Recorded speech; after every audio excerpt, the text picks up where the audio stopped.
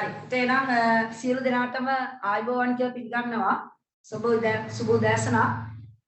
අපි ඉස්සර වෙලා පුතේ මේ කතා කරන්න යනවා ජෛව ලෝකයේ මාතෘකාවට කලින් ඔයාලගේ මේ පහුගිය දවසේ කතා කරපු බන්ධන පාඩමේ අවසානයේ තියෙන පුතේ අභ්‍යාසයක් නේද? අභ්‍යාසයක් මම ඔයාලට අර පොරොන්දු වෙච්ච පරිදි වීඩියෝ එක දාලා ඇත්තේ. හරි ඒක බලන්න ඒක බලලා මේ ද්‍රවාංක තාපාංක කියන අපේ සමහර සංයෝගවල ගුණ අයනික සංයෝගයක ද්‍රවාංක තාපාංක ඊළඟට සහසංයෝජ සංයෝගවල ද්‍රවාංක තාපාංක ඊළඟට අයනික සංයෝගවලයි සහසංයෝජවලයි ගුණ ඒවා ටික ඊයේ මම වීඩියෝ එකක් කරලා ඔයාලගේ ගෲප් එකට දාලා ඇති ඒක බලලා මේ හිස්තැන් ඒවා පුරව ගන්න හොඳේ ඒක කියනවා එතකොට මේ සියලුම පැති ඒ සියල්ල පුරව ගන්න. එහෙනම් අපි යමුත්තේ රසායනික බන්ධන කියන කොටසේ අවසානයේ ඔයාලා කොච්චර ධාරණය කරගත්තද කියලා බලන්න ඔය තියෙන ප්‍රශ්න වලට උත්තර ටික ඒ වීඩියෝ එක බැලුවා නම් ඔයාලා මම ඊයේ කරපු මම ඒකේ කිව්වා ඒ ටික කරන්න කියලා. හරිද? right. ඉතින් තව වෙලාව දෙන්නේ නැහැ. ඒ නිසා අපි මම උත්තර ටික සාකච්ඡා කරගෙන යනවා. බලමු. පළවෙනි එක සාමාන්‍ය තත්ත්ව යටතේ සංයෝග තැනීමට සංයෝග සෑදීමට සහභාගී නොවන මූලද්‍රව්‍ය කුමක්ද? අවුලක් නැහැ නේද? කවුද පුතේ? හීලියම් තුන්වෙනි උත්තරේ. එයා අෂ්ටකය සම්පූර්ණ කරගෙන ඉන්න කට්ටිය නේ. ඒ කියන්නේ යාගේ විඤ්ඤාසයේ ස්ථායි විඤ්ඤාසයක්. ඒ නිසා බන්ධන හදන්න අපි දන්නවා 8 වෙනි කාණ්ඩයේ මූලද්‍රව්‍ය සම්බන්ධයක් වෙන්නේ නැහැ. දෙවැනි ප්‍රශ්න වල ඔයාලා හරි දාගන්න පුතේ. රතු පෑනකින් හරි ඔයාලා කැමති පෑනකින් හරි දාගන්න. ස්වභාවයෙන්ම තනි පරමාණුක වායු වශයෙන් පවතින මූලද්‍රව්‍ය කවරක්ද? කවුද? 4 උත්තරේ. නියෝන්. අපි ඒවට කියනවා පුතේ ඒක පරමාණුක වායු. ඒ කියන්නේ සාමාන්‍යයෙන් ඔයාලා දන්නවා නයිට්‍රජන් තියෙන N2 කියලා අපි ලියන්නේ අණුවක්. Oxygen O2, fluorine F2, chlorine Cl2. හැබැයි නියෝන් Ne2 කියලා අපි ලියන්නේ නැහැ. නමුත් එයා වායුවක් නේද? ඒක පරමාණුක වායු. ඔයාලා කොහේ සඳහන් කරගන්න ඕන නම් ඒක පරමාණුක වායු. ප්‍රශ්නාංක 3. මොකක්ද තියෙන්නේ? මූලද්‍රව්‍ය පරමාණුවක සංයුජතා කවචය ලෙස හඳුන්වන්නේ කුමක්ද? කීයද පුතේ උත්තරේ? 2 නේද? හොඳයි. හරි. 2 තමයි උත්තරේ. මොකද කියන්නේ? සංයුජතා කවචය කියන්නේ අපි දන්නවා ඉලෙක්ට්‍රෝන පිහිටන බාහිරතම කවචය. ඒකනේ පුතේ අර බන්ධනවලදී වෙනස් උනේ. මතකද මම වචනයක් කිව්ව මුල් දවස්වල ප්‍රතිසංවිධානය වෙනවා නේ. ඉලෙක්ට්‍රෝන එක්කෝ අරගෙන එක්කෝ ඉලෙක්ට්‍රෝන පිට කරලා එහෙම නැත්නම් පරමාණු කීපයක් අතරේ අවම වශයෙන් දෙන්නෙක් අතරේ අවුලේ තියාගෙන නේ කොහොම හරි ප්‍රතිසංවිධානයක් වෙනවා. කවුද? සංයුජතා කවචය. එහෙනම් අවසාන ශක්ති මට්ටම තමයි සංයුජතා කවචය කියන්නේ. ඔන්න මතක් කරා. right. ප්‍රශ්නාංක 4 යම් පරමාණුවකට ස්ථායි උච්ච වායු ඉලෙක්ට්‍රෝන විඤ්ඤාසයක් ලැබී ඇතනම් පහත සත්‍ය කරුණක් වන්නේ පහත සඳහන් කවරෙක්ද කියලා අහනවා. කීයද නිබඳු උත්තරේ? කියන්න බලන්න මොකද්ද තේරුවා? කීවෙනි එකද? 4. හොඳයි පුතේ. හරි. කවිඳු. ප්‍රමෝද්. හරි පුතේ. 4 තමයි උත්තරේ එන්නේ නේද? ඒ කියන්නේ ඉලෙක්ට්‍රෝන පිට කිරීම හෝ ලබා ගැනීම හෝ කල නොහැකිය බොරු නේද? ඕනතරම් ඉලෙක්ට්‍රෝන වෙනස් වීම වෙන්නේ අවසාන ශක්ති මට්ටම තමයි. එහෙනම් උත්තරේ පුතේ 4. සත්‍ය කරුණක් වන්නේ පහත් සඳහන් කවරක්ද? උච්ච වායු ඉලෙක්ට්‍රෝන විඤ්ඤාසයක් ලැබී ඇතනම්. එතකොට ගන්නෙ නෑනේ නේද ඉලෙක්ට්‍රෝන අවසාන ශක්ති මට්ටම පිරීලා තියෙන කට්ටිය මොකටද ඒගොල්ලන්ට ඉලෙක්ට්‍රෝන නේ? උන් අපි කිව්වා පෝසත් කට්ටිය කියලා. මේ ආපහු ඒගොල්ලෝ ඉලෙක්ට්‍රෝන දාන්නේ ආවුලේ ඕවා මුකුත් නෑ එන ගෙම්බර් එකේ ඉන්න කට්ටිය. අනිත් අය තීරණය කරන්නේ මොකද්ද? ඒ වගේ වෙන්නේ. අටවෙනි කාණ්ඩය වගේ වෙන්න ගිහින් තමයි තාත් එක්ක හරි සම්බන්ධතා ඇති කරගන්න. බන්ධන හදන්න යන්නේ නේ. හරි. එහෙනම් පුතේ හරි උත්තරේ 4. යන්න ඉක්මනට ප්‍රශ්න අංක 5ට. අයනයක් යන්නේ වඩාත් හොඳම පැහැදිලි කිරීම පහක් සඳහන් කුමක්ද? 1ද 2ද 3ද 4ද? 3. right very good. හරි පුතේ 3 තමයි උත්තරේ. විද්‍යුත් ආරෝපණයක් සහිත පරමාණුවක් හෝ පරමාණු පොකුරක් ඔයාට මතකයි නේද හොඳට? පරමාණුවක් ගත්තොත් උදාහරණයක් සෝඩියම් ධන, මැග්නීසියම් Mg2 ධන, ඇලුමිනියම් ධන 3, Cl ඍණ. අන්න පුතේ ආරෝපණය මේ ආරෝපිත පරමාණුවක් වෙන්න පුළුවන්. එහෙම නැත්නම් SO4 දෙක ඍණ, NO3 ඍණ, නයිට්‍රේට් අයනය, OH ඍණ අයනය, SO4 දෙක ඍණ අයනය. අන්න අපි කියනවා පුතේ මොනවද? පරමාණු පොකුරු කියලා තමයි අපි ඒවට කිව්වේ. පරමාණු පොකුරු. ඒවා මොනවද? තව නමක් කිව්වම උගන්වන්න. මොනවද? ඛණ්ඩක නේද? ඒවට කියනවා අපි ඛණ්ඩක කියලා. එනම් තේ අයනයක් කියන්නේ ආරෝපිත පරමාණුවක් හරි පරමාණු පොකුරක් හරි. හරිද? right. උත්තරේ ඔයගොල්ලෝ තේරුව එක 3. උත්තරේ හරි. ප්‍රශ්න අංක 6. අයනික බන්ධන සහිත සංයෝගය පහත කවරක් වේද? ග්ලූකෝස්ද නැත? ජලයද නැතමයි පුතේ. උත්තරේ ඔන්න කියනවා අපිට 3ලු. හරි නේද?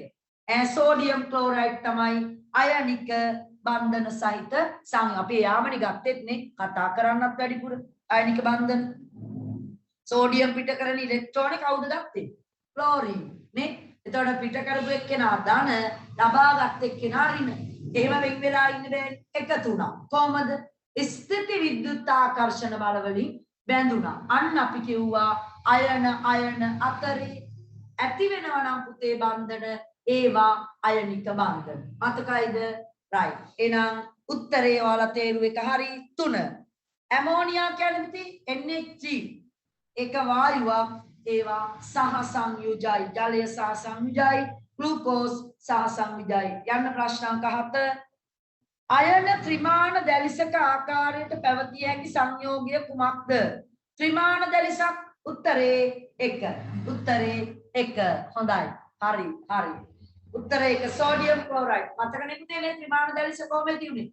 සෝඩියම් අයනයක් වටා ක්ලෝරයිඩ් අයන 6ක් නේ.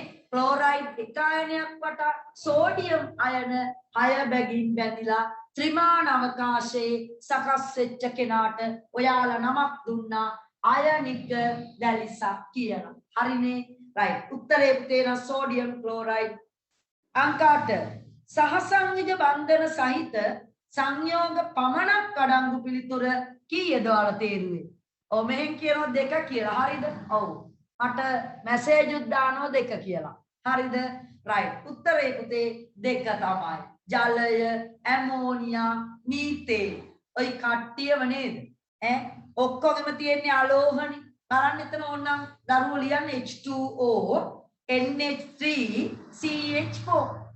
පැත්ත පළාතක නෑ නේද පුතේ? පළවෙනි කාණ්ඩේ දෙවෙනි කාණ්ඩේ මූලද්‍රව්‍ය. අපි අයනික බන්ධනයක් නම් මම ඔයාලට උදව් කරා. අනිවාර්යෙන් අයනික බන්ධනයක පළවෙනි කාණ්ඩේ හරි දෙවෙනි කාණ්ඩේ හරි කෙනෙක් ඉන්නම ඕනේ. පළවෙනි කාණ්ඩේ අරයා නැතුව කවුද අරයා? හයිඩ්‍රජන්. එයා ගන්න බෑනේ නේ. එයා නැතුව sodium, lithium, magnesium, calcium, beryllium ඔයවා ඕනෙක් කෙනෙක් මුලට ඉන්නවනම් අගට අලෝහයක් තියෙනවා නම් අනිවාර්යෙන් අයනික බන්ධනයක්. ඔවා හොඳට කියලා දීලා තියෙන්නේ. හරි. ඊළඟට එනම් තේ උත්තරේ 2. 9ට උත්තරේ කියන්නේ අඳින්න බලන්න මේක. ත්‍රිත්ව බන්ධන අඩංගු වන්නේ පාත් සඳහන් කවර අණුවකද? කාබන් ටෙට්‍රා. ඔව් උත්තරේ මට දාන්න පුතේ 3. හොඳයි ඕගොල්ලෝ නේද? බන්ධන සුපිරියටම තේරිලා තියෙනවා. උදේ එතන අවශ්‍ය දරුවෝ මට මේ ඇඳලා පෙන්නන්න කාබන් ටෙට්‍රා ක්ලෝරයිඩ් වල ලුයිස් ෆියුවේ කොහමද අඳින්නේ? ටෙට්‍රා කියන්නේ පුතේ 4. ගැහුවා ඉරි 4ක් අයි කරන්න Cl පරමාණු 4ක්. පුතේ ඒක බන්ධන හතරක් තියෙනවා. අහන්නේ අපෙන් ත්‍රිත්ව බන්ධනයක් ගැන. පැහැදිලිද? තනි තනියෙන් තියනවා නම් එක ඉර මේවා ඒක බන්ධන.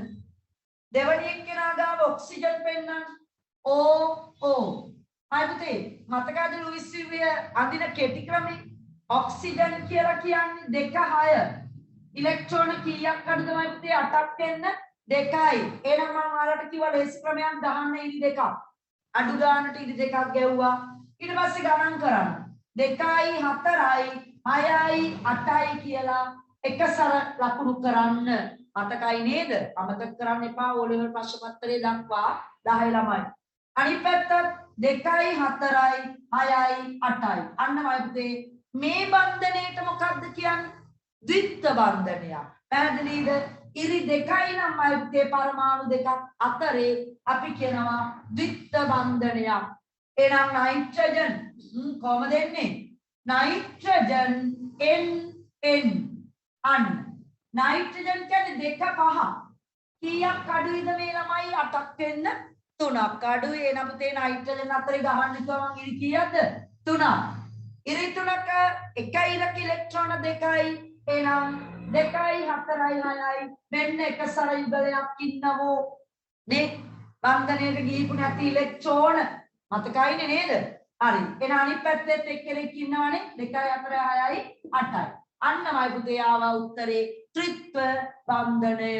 අනිත් එක්කෙනා ලේසියනි මීතේන් කාබන් ඉරි 4 ගහලා හයිඩ්‍රජන් 4 අයි කරගන්න. යන්න අනිත් පැත්තට. අනිත් පැත්තේ බලන්න ඉක්මනට බලමු අපි ප්‍රශ්නාංක 10. පහත් සඳහන් වන්නේ අණු කිහිපයක ව්‍යුහයි. ඔයාලා උත්තරම ලියන්න ওই වගේ වෙලාවක උත්තර චෙක් කර ඉන්න එපා. මට දානවා දරුවෙක් උත්තරේ 3 කියලා. හරි නේද? ඔව් පුතේ උත්තරේ 3. බලන්න හොඳයි. හරි. හැමෝම මට දැන් මැසේජ් එක දාන එක්කෙනා ඇරෙන්න වෙන කට්ටියට බැරි වෙන්න බෑ හොඳේ. පළවෙනි එක පුතේ කවුද? ලුයිස් තිත් විතරයි. පරමාණු දෙකේම තිත් නම් අපි කිව්වා ලුයිස් තිත් ව්‍යුහය. හරි. ඊළඟ ජලයේ ඉරිත් ගහලා තිනවා. එහෙනම් ලුයිස් නේද? ලුයිස් ව්‍යුහය. තුන්වෙනි එක්කෙනා ඒත් පුතේ ලුයිස්. ඇයි? කාබන් වට ඉරි 4 විතරයි. එයාගේ එකසරනේ. ඇයි කාබන්ගේ අවසාන ශක්ති මට්ටමේ තිබිච්ච ඉලෙක්ට්‍රෝන 4 අණු 4 දෙනාටම දුන්නා. එයාලා ගාව තිබිච්ච 4 මෙයයි ගත්තා. හරිද? එක ඉරක දෙන්නයි. එතකොට ඒකත් ලුයිස් ව්‍යුහය. තිත් කතිර මුකුත් නැහැ. හැබැයි හතරවෙනි එක්කෙනා පුතේ කතිරෙකුත් තියෙනවා, තිතකුත් තියෙනවා. එයා කවුද? ලුයිස් තිත් කතිර ව්‍යුහය. එහෙනම් හරි නේද? ඔයාලා කිව්ව උත්තරේ තමයි හරි. තුන්වෙනි උත්තරේ. ප්‍රශ්නාංක 11 පුතේ. පරමාණුවක දැලිස් ආකාරයෙන් ස්වභාවිකව පැවතිය හැකි මූලද්‍රව්‍ය කුමක්ද? පරමාණුක දැලිස්. උත්තරේ කළු ළමයි අපේ. හරි නේද? හරි. කවුද පුතේ ඇත්තටම පරමාණුව? මතකේ? කාබන් නේද? කාබන්. කවුද කාබන්ගේ දෙන්නා? මිනිරන් සහ දියමන්ති. එයාලා ත්‍රිමාන ව්‍යුහ, එයාලා පරමාණුක දැලිස් කියලායි මම ඔයාලට ඉගැන්වුවේ. එයාලගේ ද්‍රවාංක තාපාංක මොකද පුතේ? වැඩි පොඩ්ඩක් නේද? සහසංවිධ සංයෝගවල ද්‍රවාංක තාපාංක අඩුයි. ඒ සාමාන්‍ය. නමුත් පරමාණුක දැලිසක් වල නම් පුතේ ටිකක් අපි ඊයේ කතා කරා වීඩියෝ එකේදී ඔයාලට ඒක එවලා ඇති. ඔයාලා ඒක බලලා සටහන් සම්පූර්ණ කරගන්න. උත්තරේ 1 එහෙනම් කාබන්. පරමාණුක දැලිස් කියන එක හයිලයිට් කරගන්න. අයනික දැලිස්, පරමාණුක දැලිස්, අණුක දැලිස්. තුන් දෙනාම කියලා දීලා ඇත්තේ. හරිද? සෝඩියම් ක්ලෝරයිඩ් කතා කරා අයනික දැලිස් වලට. එයා විතරද? නෑ. ඕනම අයනික බන්ධන තියෙන අයනික සංයෝගයක් ඉන්නවා කිව්වේ පුතේ අයනික දැලිස විදියට. නමුත් හැම පරමාණුවක්ම බන්ධන හදනවා නම් ඒගොල්ලෝ ඉන්නවද පරමාණුක දැලිස් විදියට? අනේ නේද? ඒක හොඳට මතක තියාගන්න. එහෙම ඉන්නේ නෑ. එහෙනම් කාබන් වල විතරයි පුතේ පරමාණුක දැලිසක් ගැන අපි කතා කරන්නේ. මිනිරන් සහ දියමන්ති ගැන. අණුක දැලිස කිව්වා ජලය නේ? ජල අණුවක අල්ලපු ජල අණුවත් එක්ක ඔක්සිජන් හයිඩ්‍රජන් අතර බැඳීම අන්තර් අණුක බන්ධන අන්න අණුක දැලිසක්. හරිද? කාමර උෂ්ණත්වයේ වතුර ද්‍රව වෙන්නේ ඔය හේතුව නිසා නේද? එක ජල අණුවක් අනිත් ජල අණුවත් එක්ක හතර රටෙම ඔක්සිජන් හයිඩ්‍රජන් බැඳගෙන ඉන්නේ. හයිඩ්‍රජන් බන්ධන. ඊයේ සතිය කිව්වා ඒවා. එන උත්තරේ පුතේ 11ට 1 12 යන 12. පහත් සඳහන් ප්‍රකාශ වලින් නිවැරදි වන්නේ කුමන ඒවාද? පරමාණු සහ සංයුජ ලෙස බැඳී සෑදෙන දැලිස් පරමාණුක දැලිස් වේ. හරිනේ? හරි. හරියක් දාගන්න. වගන්ති ප්‍රශ්න කරන විදිය දන්නෝ. උත්තරේ දානවා මට ඩිමිදු 2 කියලා. හරිද බලමු අපි. ඔව් නේද? ඔව් උත්තරේ 2 තමයි ඩිමිදු. හරි. අනිත් අයත් එහෙමනේ නේ. හරි පුතේ. දෙවනි සිම්පල් B කියවන්න. ස්වභාවිකව හමුවන දෘಢ බවින් ඉහළිම ද්‍රව්‍ය පුතේ හරිනේ. දියමන්ති. ස්වභාවිකව හම්බ වෙන එක්කෙනා. එයා තමයි. සිම්පල් C සාමාන්‍යයෙන් සහ සංයුජ සංයෝගවල ද්‍රවාංක තාපාංක පහත් වූද පරමාණුක දැලිස මේ දැන් කියලා මම ආයෙ කට ගත්තානේ. පරමාණුක දැලිසක් නම් ද්‍රවාංක තාපාංක මයිපුතේ ඉහළයි. එහෙනම් උත්තරේ ඒත් හරි බීත් හරි සීත් හරි. පරමාණුක දැලිස කියන එක highlight කරගන්න. දියමන්ති වල ඉහළ ද්‍රවාංක තාපාංක ඇත හරි දාන්න. A B C තුනම හරි. කවුද මට 4 කියලා උත්තරයක් දාපු එක්කෙනා? බලා ගන්න බැරි වුණා. වැරදි 4. උත්තරේ 2. A B C සියල්ලම නිවැරදි වෙයි. ප්‍රශ්නාංක 13 යවුවදිලා ඩග්ගාලා තෝරන්න. යවුවේ නැති අය උත්තරේ 1. ඔව් උත්තරේ 1ද උත්තරේ 4ද? හරි 4 කියලා දානවා. බලමු. ද්‍රවීය සහ සංයුජ බන්ධන සහිත සංයෝගය කුමක්ද? උතේ කාබන් ඩයොක්සයිඩ් කියලා කියන්නේ මේ බලන්න. කාබන් ඩයොක්සයිඩ් ඇන්ඩෝටින් ඔක්සිජන් CO2 නේ කාබන් මැද ඔක්සිජන්ලා දෙන්න දෙපැත්තේ. දෙපැත්තෙන් සමාන දෙන්නෙක් ඉන්නවනම් අය පුතේ එයාගේ ඉලෙක්ට්‍රෝන වල මේ සමමිතිකභාවය එකයි. තේරුණා? එකයි. එහෙනම් එයා නිර්ද්‍රවීයයි පුතේ. C මේ පැත්තට අදින ඒවයි මේ පැත්තට අදින ඒවයි ඔක්කොම එක සමානයි. ඒ කියන්නේ මෙයා මත ඉලෙක්ට්‍රෝන ඝනත්වයයි මෙයා මත ඉලෙක්ට්‍රෝන ඝනත්වයයි දෙකම පුතේ සමානයි. ඒ නිසා එයා නිර්ද්‍රවීයයි. Carbon dioxide නිර්ද්‍රවීයයි. ඊට වඩා හොඳ කෙනෙක් ඉන්නවා. මීතේන් වැඩක් නෑ පුතේ. මීතේන් ඇන්දක් මේ වගේමයිනේ. C අන්න එක සමානයි පුතේ හයිඩ්‍රජන් 4 දෙනාගේම ඇදිල්ල. පැහැදිලිද? මෙයා වගේ මේ පැත්තට ඇද්දට ඉලෙක්ට්‍රෝන 4 දෙනෙක් ඉන්න නිසා මේවා කැපිලා යනවා කියලායි කියන්නේ සාසංයුජ බන්ධනවල. එහෙනම් එයත් නෙමෙයි ඊට වඩා හොඳ එක්කෙනා තමයි පුතේ ජලය තමයි හරි උත්තරේ. ඔයාලට මතකයි ජලය ඔක්සිජන් ඔන්නෝම තියෙන්නේ හයිඩ්‍රජන් 2. මෙයාගේ විද්‍යුත් ඍණතා බලය වැඩි. ඒ නිසා මේ පැත්තට ඉලෙක්ට්‍රෝන අදිනවා. මෙතන ඍණයි, මෙතන ධනයි, මෙතන ධනයි. හරිද? ඒ නිසා ද්‍රවීය අණුවක් බවට පත් වෙනවා පුතේ. ඔන්න කවුද? අපේ ජලය. පැහැදිලි? ජලය තමයි ද්‍රවීය සහ සංයුජ හොඳම සංයෝගය බවට පත් වෙන්නේ. සල්ෆර් ඩයොක්සයිඩ් උත් නෑ. එයත් නිකන් කාබන් ඩයොක්සයිඩ් වගේ තමයි. හරිනේ? 14 ජලාණු අතර පවතින අන්තර් අණුක ආකර්ෂණ බල නිසා ජලයට ලැබී ඇති සුවිශේෂී ගුණයක් නොවන්නේ. උනේ නැති එක්කෙනා අහන උත්තරේ 1ද? ඔව්. ජලයේ තාපාංකය 15 අගයක් ගැනීම වැරදි නේද? අන්තර් අණුක ආකර්ෂණ බල නිසා ජලය නතර වාෂ්ප වෙන්නේ 100ෙදි. එහෙනම් තාපාංකය වැඩි නේද? තාපාංකය වැඩි. අපි ලිව්වේ එහෙම තාපාංකය වැඩි කියලා. උතේ උත්තරේ 1. අනිත් ඒවා අවුලක් නෑ ඒවා හරි. යන්න 15. මොකද අපේ ගිය සතියේ කතා කරපු පරීක්ෂණය. රූපයේ සඳහන් බල්බය දැල්වීමට නම් බීකරේ අඩංගු ද්‍රාවණය කුමක් විය යුතුද? අයනික ද්‍රාවණයක් වෙන්න ඕනේ ජලීය. උත්තරේ 3ද? ඔව් හරි. Copper sulphate ද්‍රාවණය. උතේ ඇයි සීනි ද්‍රාවණයෙන් යන්නේ නැත්තේ? සීනි කියන්නේ කවුද? සහසංයුජයි. සහසංයුජයි. පිටි ද්‍රාවණයක් උතේ සහසංයුජයි. ග්ලූකෝස් කියන්නේ සීනි වගේමයි සහ සංයුජයි. එතන පැත්තෙන් ඕනනම් ලියලා තියෙනවා සහසංයුජ සංයෝග මොනවයි විදුලිය ගමන් නොකරයි සහ සංයුජ සංයෝග විද්‍යුතය සන්නායනය නොකරයි ඒ ප්‍රශ්නේ තෝරන්නේ එකෙන් අයනික සංයෝගවල ජලීය විලීන ඔය හැමෝම ඊයේ දවසෙත් මම මතක් කරා වීඩියෝ එකේ ඊයේ සතිය අවසානයේ කතා කරපු ප්‍රැක්ටිකල් එක නැවත ඊයේ ගෲප් එකට දාපු වීඩියෝ එකේ නැවත කිව්වා පුතේ ටිකක් ඒක බලන්න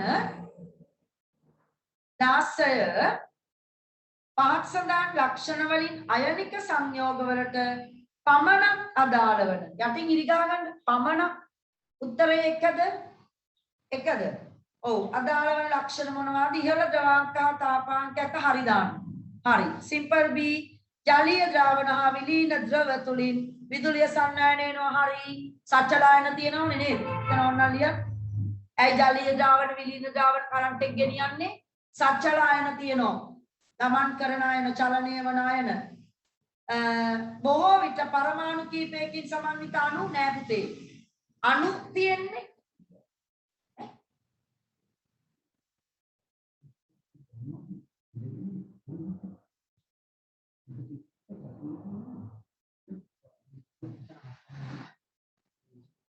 හරිද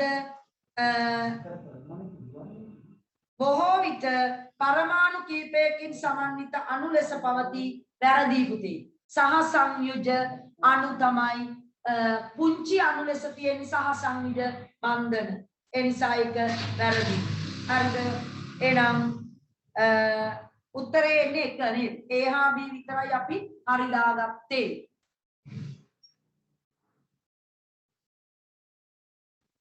රෙකෝඩින් එක දාලා ඔයාලට පේන්නේ නැද්ද මැසේජ් එකක් දාන්න රෙකෝඩින් එක දාන්න පුළුවන්ද කියලා රෙකෝඩින් එක දාලා තියෙන බව ඔයාලගේ ෆෝන් එකේ වැටිලා නැද්ද රෙකෝඩින් එකක් දාලා තියෙනවා හරිද රයිට් 16 වෙනි ප්‍රශ්නේ කිව්වා උත්තරේ ඉතින් 17 ඔන්නමයි පුතේ ඊයේ දවසේ කතා කරපු වීඩියෝ එකේ මම ඔයාලට පැහැදිලි කරපු ප්‍රශ්න වලට උත්තර ඔන්න පැහැදිලි නේද හරි එහෙනම් කාම රුෂ්ණත්වයේදී වායු ලෙස පැවතිය හැකි සංයෝග මොනවද? ඔයාට දීලා තියෙන්නේ අර මං කිව්වා වගේ දේවල් ටිකක් නේද? A B C D කියලා දාලා ද්‍රවාංක අගයන් ටිකක් දීලා තියෙනවා. තාපාංක අගයන් ටිකක් දීලා. ඕකමයි පුතේ මං අර ඊයේ කිය දුන්න විදියට දන්නේ නැති වුණොත් කාටවත් ඔකට ඉරි ගහ ගන්න බෑ. හරිද? රයිට්. එහෙනම් ඔයාට මං ඊයේ ඉගෙනුවා වායුවක් නම් ද්‍රවාංක අගයයි තාපාංක අගයයි දෙකම ඍණ කියලා. දෙකම ඍණ. ඕක මතක තියාගන්න. වීඩියෝ එක බැලුවේ නැත්නම් අදම බලන්න රැයට. හොඳේද? අවසන්. ක්ලාසස් ඉවරුනාට පස්සේ නැවත බලන්න. පුතේ එහෙනම් උත්තරේ ඍණ තියෙන්නේ කවුද බලන්න? A දෙන්නම ඍණ. ද්‍රවාංක ඍණ 78යි තාපාංක ඍණ 33යි. හරි. B ඍණ 218යි තාපාංක ඍණ 183යි. අනිත් ඒවා නෑ නේද? C වල 117යි හැබැයි තාපාංකය ධන 79යි. කවුද හැබැයි එයා ද්‍රවයක්. මේ මතකේ මං ඊයේ කිව්වා. හරිද? ද්‍රවාංකේ ඍණයි තාපාංකේ ධනයි නම් ඒක ද්‍රවයක්. දෙන්නම ධන නම් පුතේ ඝනයක්. පැහැදිලිද? එහෙනම් උත්තරේ A B. ඒ කියන්නේ උත්තරේ 1. ඔව් මට දරුවෙක් දැම්මා 1 කියලා. ඊට පස්සේ උත්තරේ අහලා තියෙනවා පුතේ කාම රුෂ්ණත්වයේ ද්‍රවයක් ලෙස පවතින සංයෝගය. හරිද? පේනව නේද? ඔන්න උගන්වපු ඒ විදිහටම ප්‍රශ්න. මේ ආපු ප්‍රශ්න පහුගිය අවුරුදු වල ආපු ප්‍රශ්න තමයි මේ වන්දන පාඩමේ එක තැනකට අරගෙන දීලා තියෙන්නේ. කොච්චර ලේසි වන් උගන්වපු නැති කිසි දෙයක් නැහැ නේද? පුළුවන් නම් කියන්න මගේ කටින් කියවිච්ච නැති දෙයක් තියෙනවද? නැහැ. හරිද? එහෙනම් උත්තරේ 3 C. ඔන්න මම පුතේ නම් මම වන්දන පාඩම අභ්‍යාස මාලාවයි ඔක්කොම තියරි සම්පූර්ණයෙන් කතා කරලා ඉවරයි. ඔයා ගත්තද නැද්ද කියන එක තීරණය කරන්න පුළුවන්. ඔයාගේ ප්‍රශ්න වලට උත්තරයි අනාගතයේ ටෙස්ට් වල ප්‍රශ්නයි පෞද්ගලික විභාග වල ප්‍රශ්න කතා කරද්දී ඔයාට ඒවට මුහුණ දෙනකොට වන්දන පාඩම අතිශය වැදගත් වෙයි. හරිනේ? රයිට්. එහෙනම් මම මේ ටියුට් එක අයින් කරනවා. ඔයා ලස්සරට ඒ ටියුට් සෙට් එක ෆයිල් එක දාලා තියාගෙන තියෙන්න ඕන. එයාව ෆයිල් කරලා තියන්න. හරි. අපි එනම් මේ තව දෙයක් කියන්න ඕනේ නේද? මේ පොතම ඉවරයිනේ. මෙන්න ඔයාගේ තඩි පොත 10 පන්තියේ. සම්පූර්ණයෙන් කතා කරලා ඉවරයි. ඔයාම බලන්න ඔයාට මොනවද මේකේ කරගන්න බැරි වෙච්ච පාඩම් කියලා. හරිද? දැනට 10 වසරේ ඉන්න දරුවෙක් නම් අලුතෙන් සම්බන්ධ වෙලා ඉන්නවනම් මේකේ මුල පාඩම් වලට එන්න බැරි වුණා නම් chance එක ලබන අවුරුද්දේ ඔයා 11 පන්ති ඉන්නකොට අපේ දැනට වාගේ රංගිලා මල්ලිලා ඉන්න 9 කට්ටිය 10ට එනකොට අන්න ඒ ක්ලාස් වලට අට නොමිලේ සම්බන්ධ වෙන්න පුළුවන්. මට ඉතින් වෙන chance එකක් දෙන්න විදියක් නැහැ. නේද? ඔයාට ඕනේ නම් ඒ පාඩම් කරගන්න ලබන අවුරුදු 10 පන්තියට නොමිලේ එන්නේ. හරිනේ? right. කෙසේ ඔබට chance එක තියෙනවා 10 ඉන්න ළමයින්ට 11 කට්ටිය තමයි එහෙම chance එකක් නැත්තේ. නේද? දැනට 11 ඉන්න අය. දැනට 11 ඉන්න අය 10 පන්ති වලට ඕනම් ඒ වගේම එන්න කියලා තියෙනවා. හරි. එහෙනම් අයිතේ අපි යනවා ජීව විද්‍යා පාඩම කතා කරන්න. මොකක්ද දානවා මැසේජ් එකක් එපාර. බ්‍රහස්පතින්දා. මොකක්ද බ්‍රහස්පතින්දා? දකින්න. බ්‍රහස්පතින්දා අමතර ක්ලාස් එක රෙකෝඩින් එක ගන්න කොහොමද? බ්‍රහස්පතින්දා ක්ලාස් එකක් කරාද? සාද? මම බ්‍රහස්පතින්දා ක්ලාස් එකක් කරයි 10 පන්ති 11 කෙනෙක් දානවා මම. රෙකෝඩින් පුතේ මෙහෙමයි. රෙකෝඩින් කරපු ඒවා YouTube නාලිකාවට දාලා තියෙන්නේ අප්ලෝඩ් කරනවා. දැන් අද මේ පාඩම මම දැන් අද ජෛව ගෝලයේ පාඩම යුරේකා සයන්ස් ඇකඩමි කියන YouTube channel එකට අප්ලෝඩ් කරනවා. හෙට උදේට බලන්න පුළුවන් වෙයි. හරිද? ඔව් subscribe කරලා තියාගන්න අපේ YouTube channel එක. හරිද? right. ජෛව ලෝකයට යන්න කලින් මම ඔයත් එක්ක පොඩි ගමනක් යන්න හැදුවේ. කොහෙද යන්නේ බලමු. හරි. මේ අහන්න. ජෛව ලෝකය කියන්නේ ශාක, සත්තු, සුද්ධ ජීවීන් ඔක්කොම තමයි ජීවීන් කියන්නේ. නේ? එහෙනම් මේ ඔක්කොම කට්ටිය මේ පෘථුවිය මත කොහේ හරි ඉන්නවා. ඒක තමයි ජෛව ලෝකය කියලා අපි කියන්නේ. ජෛව ගෝලය තුල ඉන්න සත්තු, ශාක, සුද්ධ ජීවීන්. හරි. ඉතින් මේ ජෛව ලෝකය කතා කරද්දී ඔයාලට මතකයිද අපේ මහ පොළව හැදිච්ච කාලේ? ඔව් මේට වසර බිලියන 4.5කට විතර පෙර පෘථුවිය හැදුණා. ඒ පෘථුවිය හැදුණාට පස්සේ මේක මත බිහි වෙන්න ගත්තා ජීවි. නේද? මේක මත බිහි වෙන්න ගත්ත පුතේ ජීවි. ඒ කොයි කාලයකට පෙරද? මිලියන වසර බිලියන නෙමෙයි වසර බිලියන 3.5කට පෙර. ඔයාලා ගිය අවුරුද්දේ ජෛව පරිණාමය පාඩම 9 දී නේද? ඔසරුත් ඒ කතා කරා. ඒ පාඩමේදී ඔයාලට කියන්නේ ඇති මිනිස්සු නැත්නම් මිනිස්සු නෙමෙයි. ඔක්කොම සත්තු ශාක මේ පොළොව මතට ආවේ වසර බිලියන 3.5කට පෙර. මේ වෙනකොට තත්ත්වය ඉතින් ගොඩක් වෙනස් වෙලා තියෙනවා. මොකක්ද?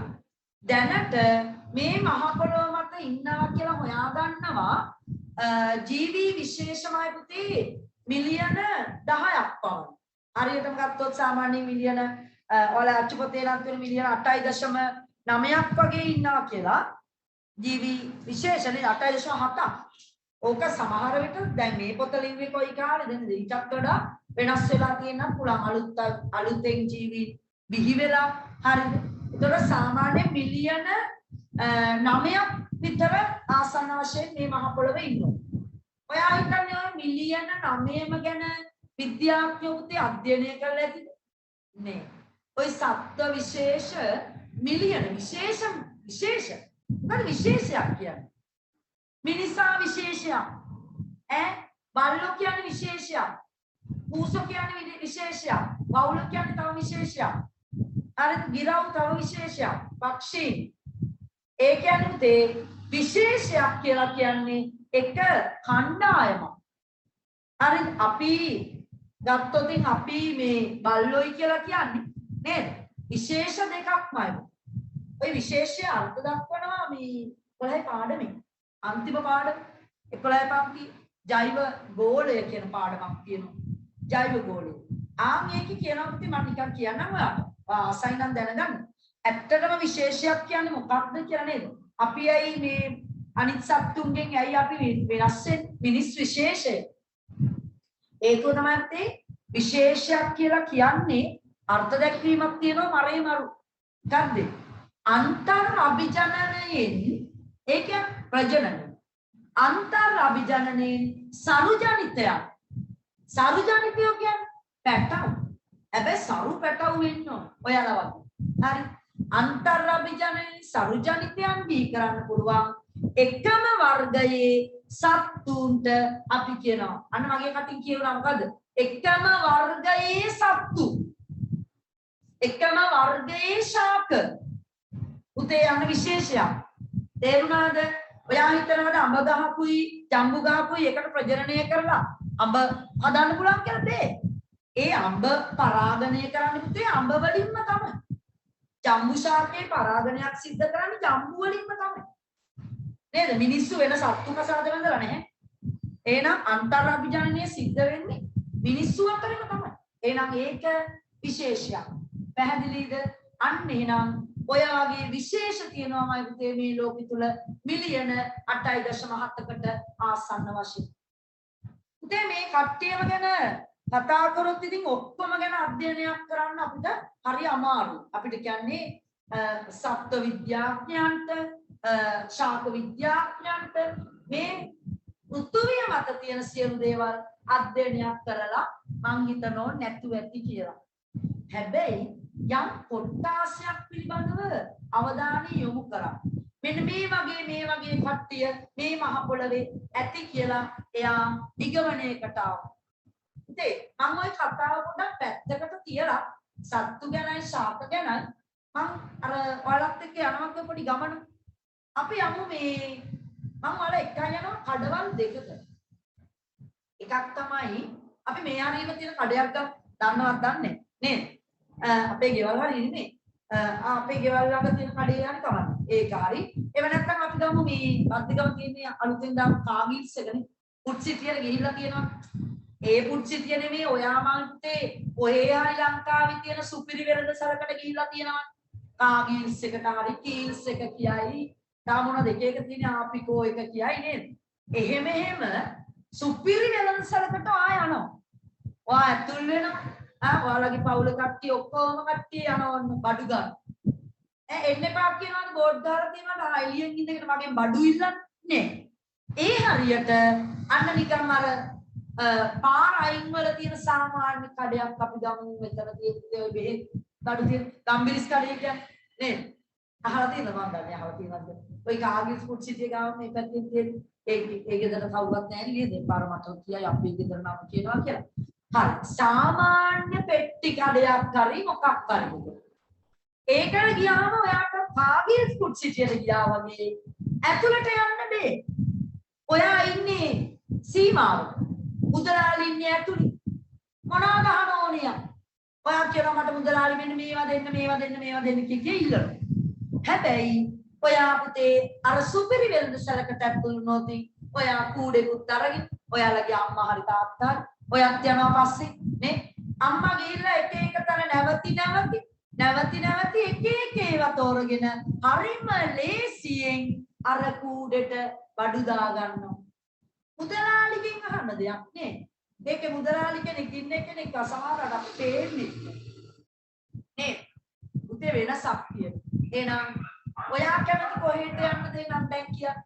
අර මුදලාලිගෙන් එක එක මුත්සාවන් කැලක් දෙන්න. සිග්නල් එකක් දෙන්න පිටි කිලෝ එකක් දෙන්න සීනි 500ක් දෙන්න කොහොම කිය ඉල්ලනවද ඔයා ගිහිල්ලා එක එක තැනින් ලස්සනට බඩු ටික දාගෙන ඇවිල්ලා බිල් කරලා පේ කරලා පිට වෙලා එන එකද හොඳ මොකක්ද වැඩේ පහසු එකද දෙකද කැමැත්ත දෙක එක නේද ඒ කියන්නේ ඔතට යන්න පුට් සිටියකට යන්න අම්මත් කැමති බොහෝ වෙලාවට එතනට යන්න. මේ දවස්වල ටිකක් බයයි. ගෙදර ගාව තියෙන කඩේකට ගිහිල්ලා මොනවා හරි දෙයක් ගන්නෝ නේද? මොකද සෙනග ගැවසෙන තැන්වල AC තියෙන ස්ථාන වලට අපි මේ දවස්වල යන්න හොඳ නෑ. පැහැදිලිද? හරි. එහෙනම් මයි පුතේ ඇයි ඔයාට අර පුට් සිටියේ බඩු ගනිද්දි පහසුවක් වුනේ? ඇයි ඔයා මුදලාලිගෙන් බඩු ඉල්ලන්න කැමති නැත්තේ? නේද? ඔව්. එහෙනම් හිතන්න මොකද වඩා පහසුවෙන් බාන්න තෝරගත්තේ ඔයා පුත්සි තියන්නේ ඔයාගේ කැමැත්ත පරිදි තෝරගත්තා. ඔයාට මතක් වෙන ඒවා ගත්තා. නේද? අපි නැත්තම් අර වගේ කඩේකට ගියාම අපිට ඕන එක දන්නේ නැහැ. අනේ මේක එපයි කිව්වම ඒ පරමුදලාලි බයිනෝ ඕවා තමයි තියෙන්නේ. ඔක ඕම තමයි ඔය මුකේ. එහෙම එකන්නේ. අපිට ඕන දේ තමයි අපි පුත්සිතියෙන් ගන්න. ඇයි මයි පුතේ එහෙනම් එහෙම ගන්න පුළුවන්. ඔයාලා කියයි ලස්සනට රැක්ස් ගහලා ලස්සනට වෙන් කරලා වර්ග කරලාමයි පුතේ ඔන්න තියෙන්නේ. නේද? සබම් තියෙන තැන කිරිපිටි නෑ නේද? නෑ. සබම් තියෙන තැන තියෙන සබම්. බ්‍රෂ් තියෙන තැන් වල තියෙන බ්‍රෂ් ටික. පරිප්පු වල මේවා ඒ සිල්වර බඩු තියෙන තැන එකක්. එළවලු තියෙන තැන වෙනම තියෙනවා. කොච්චර ලේසිදමයි පුතේ. නේ? ඔයා ටික්මනට තෝරගන්න ලේසියි. වර්ග කරලා තියෙන්නේ. නේ? අන්නමයි පුතේ ඕකම අපි අරගෙන යමු අපේ ජෛව ලෝකය කියන මාතෘකාවට. එහෙනම් මේ ජෛව ලෝකය කියන මාතෘකාවේ පුතේ පාඩම් තේමා දෙකක් මම ඔයාලට කතා කරනවා. ඒ තමයි පළවෙනි එක තමයි පුතේ ක්ලාසිෆිකේෂන්. ඒ කියන්නේ වර්ගීකරණය. වර්ගීකරණය. හරි වර්ගීකරණය ගැන. ඊළඟට ලෝකෙමයි පුතේ නම් මේ සියලුම සත්තු සියලුම ශාක සුද්ධ ජීවි මෙයාලා හරියට අර පුත්සිතියේ බඩු වර්ග කරලා තියෙනවා වගේ පුතේ වර්ග කරලා තියෙනවා. අන්න වර්ගීකරණය. එහෙනම් ඔයාලට සමස්ත වර්ගීකරණයක් අධ්‍යයනය කරන්න තියෙනවා මේ පාඩම තුල. හරිද? දෙවැනි එක තමයි පුතේ එක එක තැන් වල යනකොට විශේෂයෙන් ගාඩ්න් එකට යන්න පේරාදෙනි අග්ගල ආගේ ඉස්කෝලේ සමහර වෙලාවට ලොකු ඉස්කෝලයක් නම් මම මේ කියන ඒවා ඇති. ගස්වල බෝඩ් එකක් ගහලා තියෙනවා. කවුද? විද්‍යාත්මක නාමකරණය. නාමකරණය. හරි කවුද යා? නාමකරණය මුළු ලෝකෙම මයිත්තේ පොල් ගස් අපි හඳුන්වන්නේ කොකස් නුසිෆෙරා. හරි කොස් ගස් හඳුන්වන්නේ කවුද? කොස් ගස් හඳුන්වනවා අපි මතක් වුණා කියන්න. ඊළඟට මානවයා Homo sapiens නේද? Mangifera indica අඹ. කොහොම නාමකරණයක් තියෙනවා ලෝකෙ පිළිගන්න. පුතේ නම් මෙන්න මේ දෙන්න ගැන තමයි ඔයාට මේ පාඩම තුල අධ්‍යයනය කරන්න සිද්ධ වෙන්නේ. ටිකක් අමාරු වැඩක්. මොකද මම ඔයාට කතා කරනවා ආදි මොලේ පුරවනවා මේ දේවල් වලින්. ඔයා නැවත පොඩි වැඩක් කරන්න ඕන. හරිද? ඔයාට මම තොරතුරු ඇතුල් කරනවා මේ වගේ මොලේ 10 දරුවන්. ඒ ඇතුල් කරපු පමණින් ඔයාට මේක මතක තියෙන්නේ නැහැ. ඔයා ආපහු හවසට නිදා ගන්න කලින් මේ කිව්ව දේවල් ටික නැවත මතක් කරගන්න. කාට හරි කියන්න. එක ප්‍රශ්න ටිකක් හදලා ඒකට උත්තර ලියන්න. අන්න ඔයාගේ මතකයට යන්නේ ඒ විදියට. හරිද? රයිට්. එහෙම නැත්නම් මම මේ කියන මම විතරක් නෙමෙයි ඕන ගුරුවරයෙක් කියන ඒවා අහගෙන ඉන්නවා. පොතක් කියුවත් වැඩක් නැහැ පුතේ. පොතේ කියන දේත් ඔයා ඒක කරන්නේ මොකද? තොරතුරු ටික ඔලුවට දාගන්නේ. නමුත් ඒවා මතක් වෙනවද කියලා බලන්න. ඔයා නැවතත් S2 වහගෙන කරනවා නම් වැඩි හොඳයි මතක් කිරීම. එහෙම නැත්නම් ප්‍රශ්න වලට උත්තර ලියන්න. මම අර දැන් බන්ධන පාඩමේ කරේ. මම වාට ඉන්පුට් එකක් දුන්නා මම අවුට්පුට් එක ගත්තේ අද. ඔයාලා හොඳයි. අවුට්පුට් එක මට නියමටම දුන්නා. නේද? ප්‍රශ්න වලට උත්තර ලියලා තිබ්බා, ඉරි ගහලා තිබ්බා. එහෙනම් අයිතේ ජෛව ලෝකයේ කියන මාතෘකාව ටිකක් මතක තියාගැනීමේ මාතෘකාවක්. මොකද කාණ්ඩවල ලක්ෂණ එක සත්තුන්ගේ පටලැවෙනවා. ඒ නිසා මම අර කිව්ව විදිහට ගැලීම් සටහන් ෂෝට් නෝට් හරිද? ඔයා එක කාට හරි කියන්න ගෙදරින් බලු කට්ටියට හරි තමක් නැහැ. මෙන්න මේ කට්ටියගේ ලක්ෂණ කියලා ඔයා කියන්න ඕන. තේරුණාද මේ පාඩම නැත්තම් පුතේ ටිකක් අමාරුයි. ඔයා හිතයි අයියෝ ෆිසික්ස් ලේසි, ඊට වැඩිය කෙමිස්ට්‍රි ලේසි, බන්ධන පාඩම ඊට වැඩිය ලේසි. රසායන විද්‍යාව සමහර ඒවා ලේසි. මේවට වැඩි. පුතේ මේක කටපාඩම් කරන්නත් එපා. අවබෝධයක් තෝනේ කටපාඩම්ුත් කරන්න. කමක් නැහැ. හරි. එහෙනම් මෙන්න ඉන්නා පුතේ සත්තු සෙට් එකක්. සත්තු ටිකක් මම දාගත්තේ. හරි ජෛව ලෝකයේ කියන්නේ ශාකයි ඔක්කොම ඉතින්. ඒ වුණාට මෙතන ඉන්නවා ගසුත් තියෙනවා නේද? මේ තියෙන්නේ. මෙතනක් තියෙනවා මෙතනක් තියෙනවා. ඔන්න ළමයි ජීවීන් ටිකක්. ඔයාට මම පොඩි වැඩක් දෙනවා. මොකද්ද මම කියනවා මට මේ කට්ටියව පුතේ ගොඩවල් වලට ගහලා දීපල්ලකෝ කියලා. ඔයා මොකද කරන්නේ? දස් තියනවා. ශාක කියලා ගොඩක් ගැහුවා. මෙයා එතනින් තිබ්බා. මෙයාවත් එතනින් තිබ්බා. ඊට පස්සේ සත්තු අන්න ගොඩවල් දෙකකට ගැහුවා. ඔන්න ප්‍රධාන වශයෙන් වර්ග කරානේ නේද? ශාක සතුන් කියලා වර්ග කරා. මම ඊට පස්සේ ආයෙ ඔයාලට කියනවා සත්තු ටිකමයි පුතේ මට තව ගොඩවල් වලට ගහලා දෙන්නකෝ. ඔයා මොකද කරන්නේ? පියාපත් තියෙන උන් ටික එක තැනකට දාගන්න. වලිග තියෙන උන් තව තැනකට දාගන්න. නේ? ඊළඟට වතුරේ පීනන කට්ටිය වෙන සෙට් එකක්. පියාපත් සහිත කට්ටිය තව සෙට් එකක්. පියාසර කරන කට්ටිය. හරි. පසතුල බුල් හාරගෙන යන අය. ඒ වාසස්ථාන ගස් උඩ ඉන්න අය කූඩු හදාගෙන ඉන්න අය.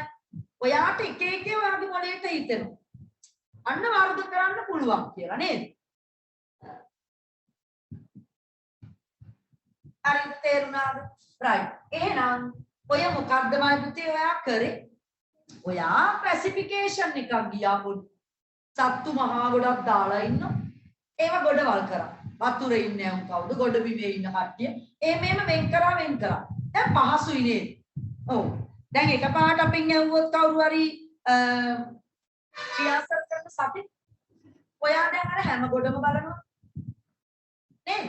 සරලයි පුතේ හරි සරලයි. ඔයා හැම ගොඩම බලනවාද ඔයා වෙන් කරුනේ නෑ.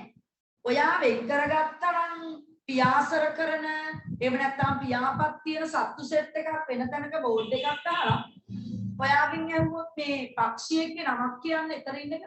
ඔයා අර අනිත් ඇවුන් දිහා බලන්නේ. ඔයා බලන්නේ අර ගොඩ දිහා විතරයි. ඇයි? ඔයා ඒකට දාගත්තා. අන්න වර්ග කිරීමේ තියෙන වාසි අධ්‍යයනය කරන්නමයි පුතේ පහසු. නේ විභාගෙ දිහායි වර්ගීකරණයක් කිරීමේ වාසි මොනවද? ඔයා කියන්නේ පහසුවෙන් හඳුන ගන්න පුළුවන්. පහසුවෙන් අධ්‍යයනය කරන්න පුළුවන් නේද? අපිට වර්ගීකරණයක් කරලා තිබ්බා. පැහැදිලිද? ඉස්කෝලේ එකේ ඉන්නවා නම් ගෑනු පිරිමි දෙගොල්ලම ළමයි ඔක්කොම ඉන්න කවල වේද පුතේ? කවල වේ ඉන්න වෙලාවලු තියෙනවා හරි ඕපදූපයක් මේ ගහනකොට. එහෙම නැත්නම් නමුත් පන්ති කාමරේ ඉන්නකොට ගැහණු දරුවෝ ටික එක පැත්තක කොල්ලෝ ටික එක පැත්තක. නේ? රයිට්. ඒ වගේම පුතේ වර්ග කිරීමක් තියෙද්දි දැන් ගෑනු ළමෙක්ව කවුරු හරි එනවා ගෑනු ළමෙක්ව කතා කරන්න. දැන් කොල්ලෝ දිහා බලලා වැඩක් නැහැ. නේ? මික්ස් පාසලක් ගැන මම කිව්වේ. හරි. ඒතර ගෑනු ළමයි පැත්ත විතරයි. ගෑනු ළමයි පැත්තෙන් අන්න අදාළ කෙනාට ටක් දාලා පණිවිඩය දෙන්න පුළුවන්. එහෙනම් තෝරගන්න යම්කිසි දෙයක් ප්‍රකාශ කරන්න යම්කිසි දෙයක් අධ්‍යයනය කරන්න මැත්තේ වර්ගීකරණයක් හරිම පහසුයි. පැහැදිලිද? රයිට්. යන්නේ නම් මේ ඔයාලගේ ටියුට් එකේ පළවෙනි ප්‍රශ්නේ. ඔයාලට රූප අලවණ යුක්තේ දාලා ඇත්තේ. පළවෙනි පිටුවල රූපේ මේ අර මම ඉස්සෙල්ලා පෙන්නුවා මේ රූපේ ඇති ඒක සයිඩ් එකේ කෙලවරකින් අලව ගන්න. මෙන්න මේක. මේ විදියට අලව ගත්තා නම් හරියද? රූපයේ මොකක්ද ප්‍රශ්න? රූපයේ දැක්වෙන ජීවීන් සුදුසු නිර්ණායක මත කාණ්ඩ කිරීමට උත්සාහ කරනවා. ඒක දැන් මාත් එක්ක කරානේ. හරි මාත් එක්ක කරා ඒක. හරි. අපි දෙවෙනි ප්‍රශ්නට යමු. ජීවීන් වර්ගීකරණය යනු කුමක්ද? මෙන්න තියෙනවා වර්ගීකරණ. කොහොමද වල වර්ග කරේ? යම් කිසි පොදු ලක්ෂණ ටිකක් තියෙන කණ්ඩායමක් එක ගොඩකට තිබ්බා. වරල් ඇති ඇවුන් තිබ්බා. පියාපත් ඇති අය තිබ්බා. නේද? පොන්දුවට පේලියක් තියෙන කට්ටිය එක ගොඩකට ගියා. ඒ වගේ අන්න අපි ලියමු. පොදු ගති ලක්ෂණ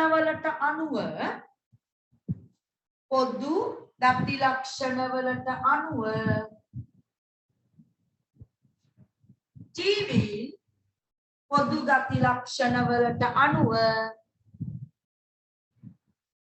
ජීවීන් කාණ්ඩවලට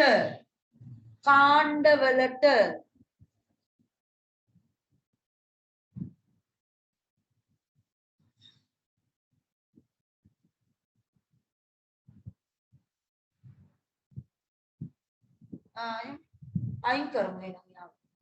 ඔය දේවානම්පියතිස්ස රජතුමායි කියලා කවුරු හරි ඉන්නවලු එයාව රිමූව් කරනවා.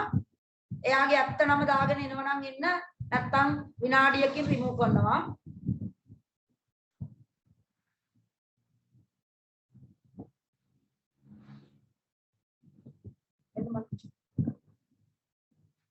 රජවරුත් ඇවිල්ලානේ අපෝ මගේ පන්තියට. නේ? උදේ ඔන්න රිමූව් කරනවා හොඳේ. දේවානම් පියතිස්ස රජතුමාව අයින් කරන්න යන්නේ.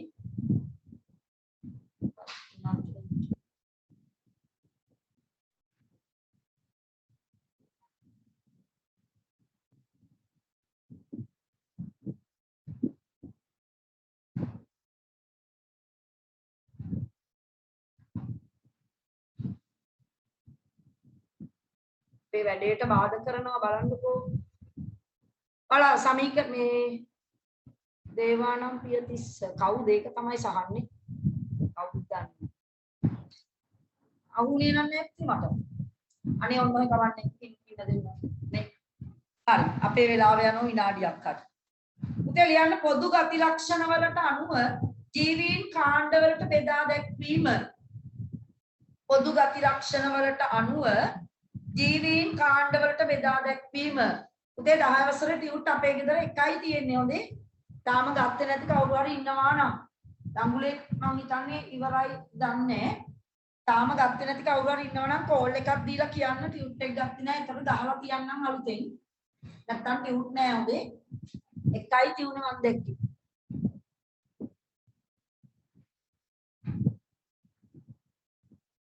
සිංහලෙන් දේවානම් පියතිස්ස කියලා ඉතින් කිව්වා තාම ඉන්නවද? හරි මාසට කොක්ක චෙක් කරලා කියයි. මට අහුන්නේ නෑ දැන් මම බැලුවා. කාණ්ඩ වලට බෙදා දැක්වීම හරි. ප්‍රශ්නාංක 3ට යමු අපි. හරි බලමු. ජීවීන් වර්ගීකරණයේ වැදගත්කම කුමක්ද? පුතේ මම චුට්ටක් කිව්වා නේද? වර්ගීකරණයේ වැදගත්කම් එකක් තමයි පුතේ. මෙන්න තියෙන පළවෙනි එක අපි ලියමු කියලා දුන්නා. ජීවීන් පිළිබඳව අංක 1 දාලා පොඩියට ලියමු. ඒක රූලෙන් වැඩේ කරන්න පුළුවන්.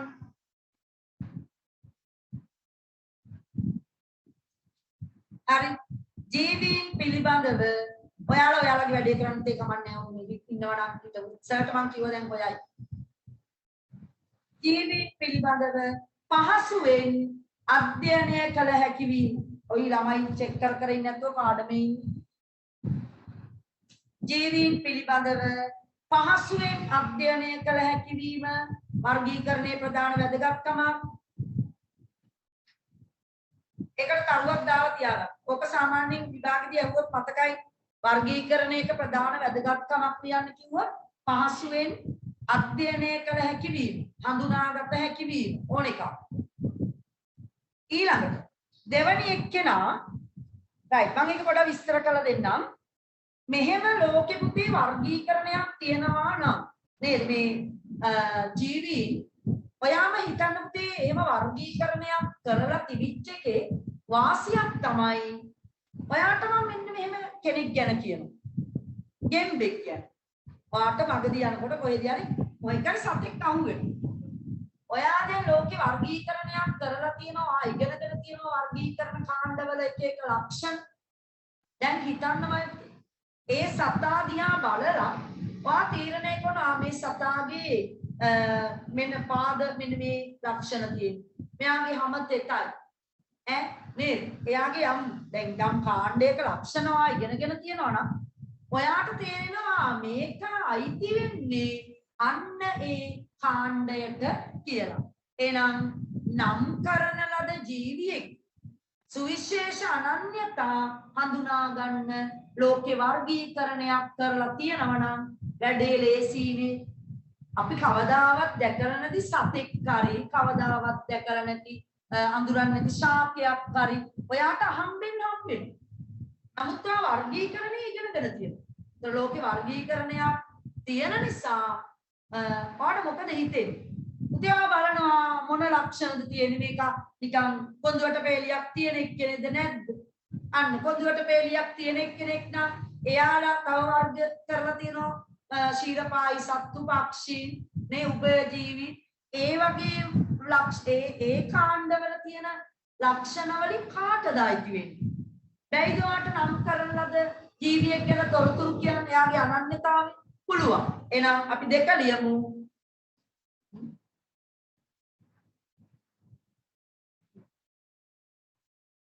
දෙවැනි එක නම් කරන ලද ජීවියෙකුගේ දරුවක් දාලියක් වෙනත් අංක දෙක කියලා දාලියක්. නම් කරන ලද ජීවියෙකුගේ සුවිශේෂ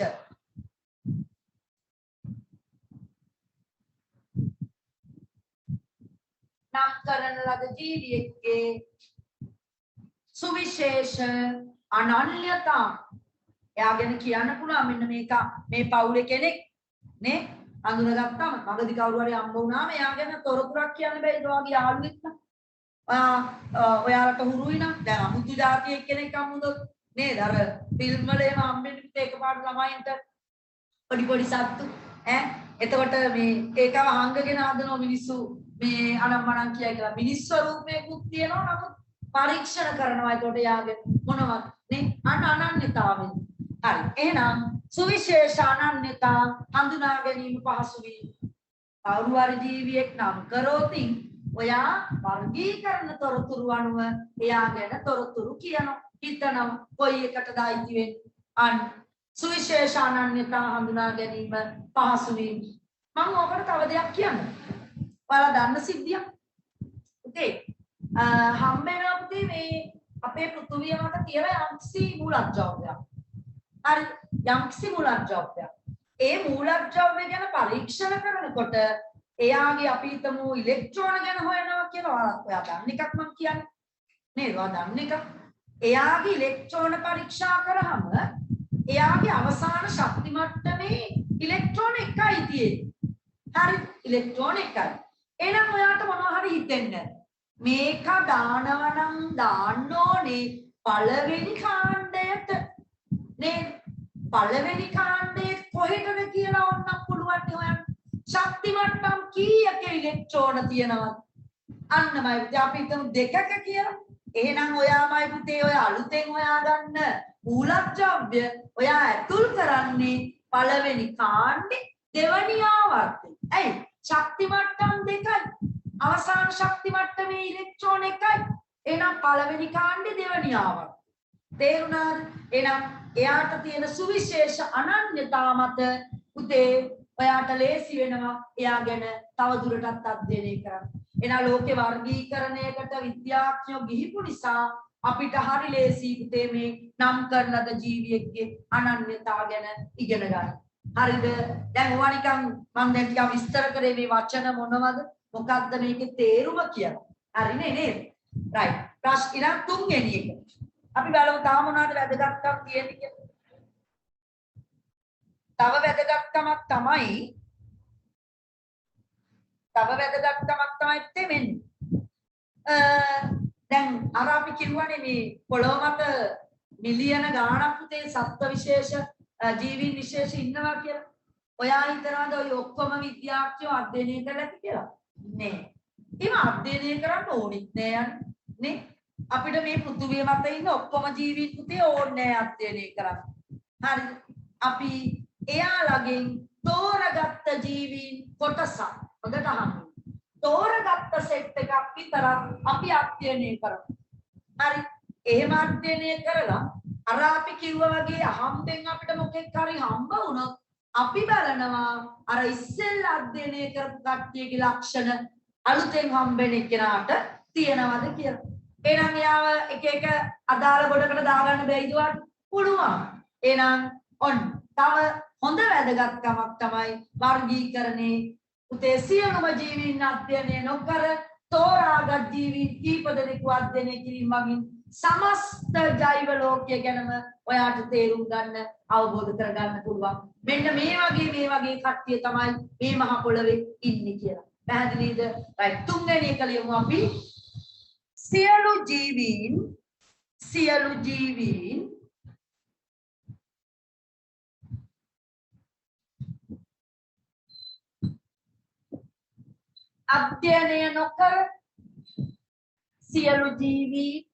අධ්‍යයනය නොකර සියලු ජීවීන් අධ්‍යයනය නොකර කමාවක් දාන්නේ තෝරාගත් ජීවීන් තෝරාගත් ජීවීන් කිහිප දෙනෙකු තෝරාගත් ජීවීන් කිහිප දෙනෙකු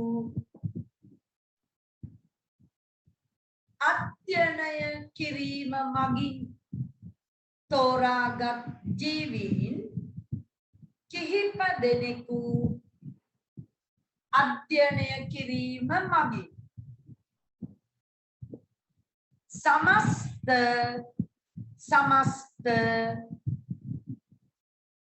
जैव लोकय समस्त जैव लोकय පිළිබඳ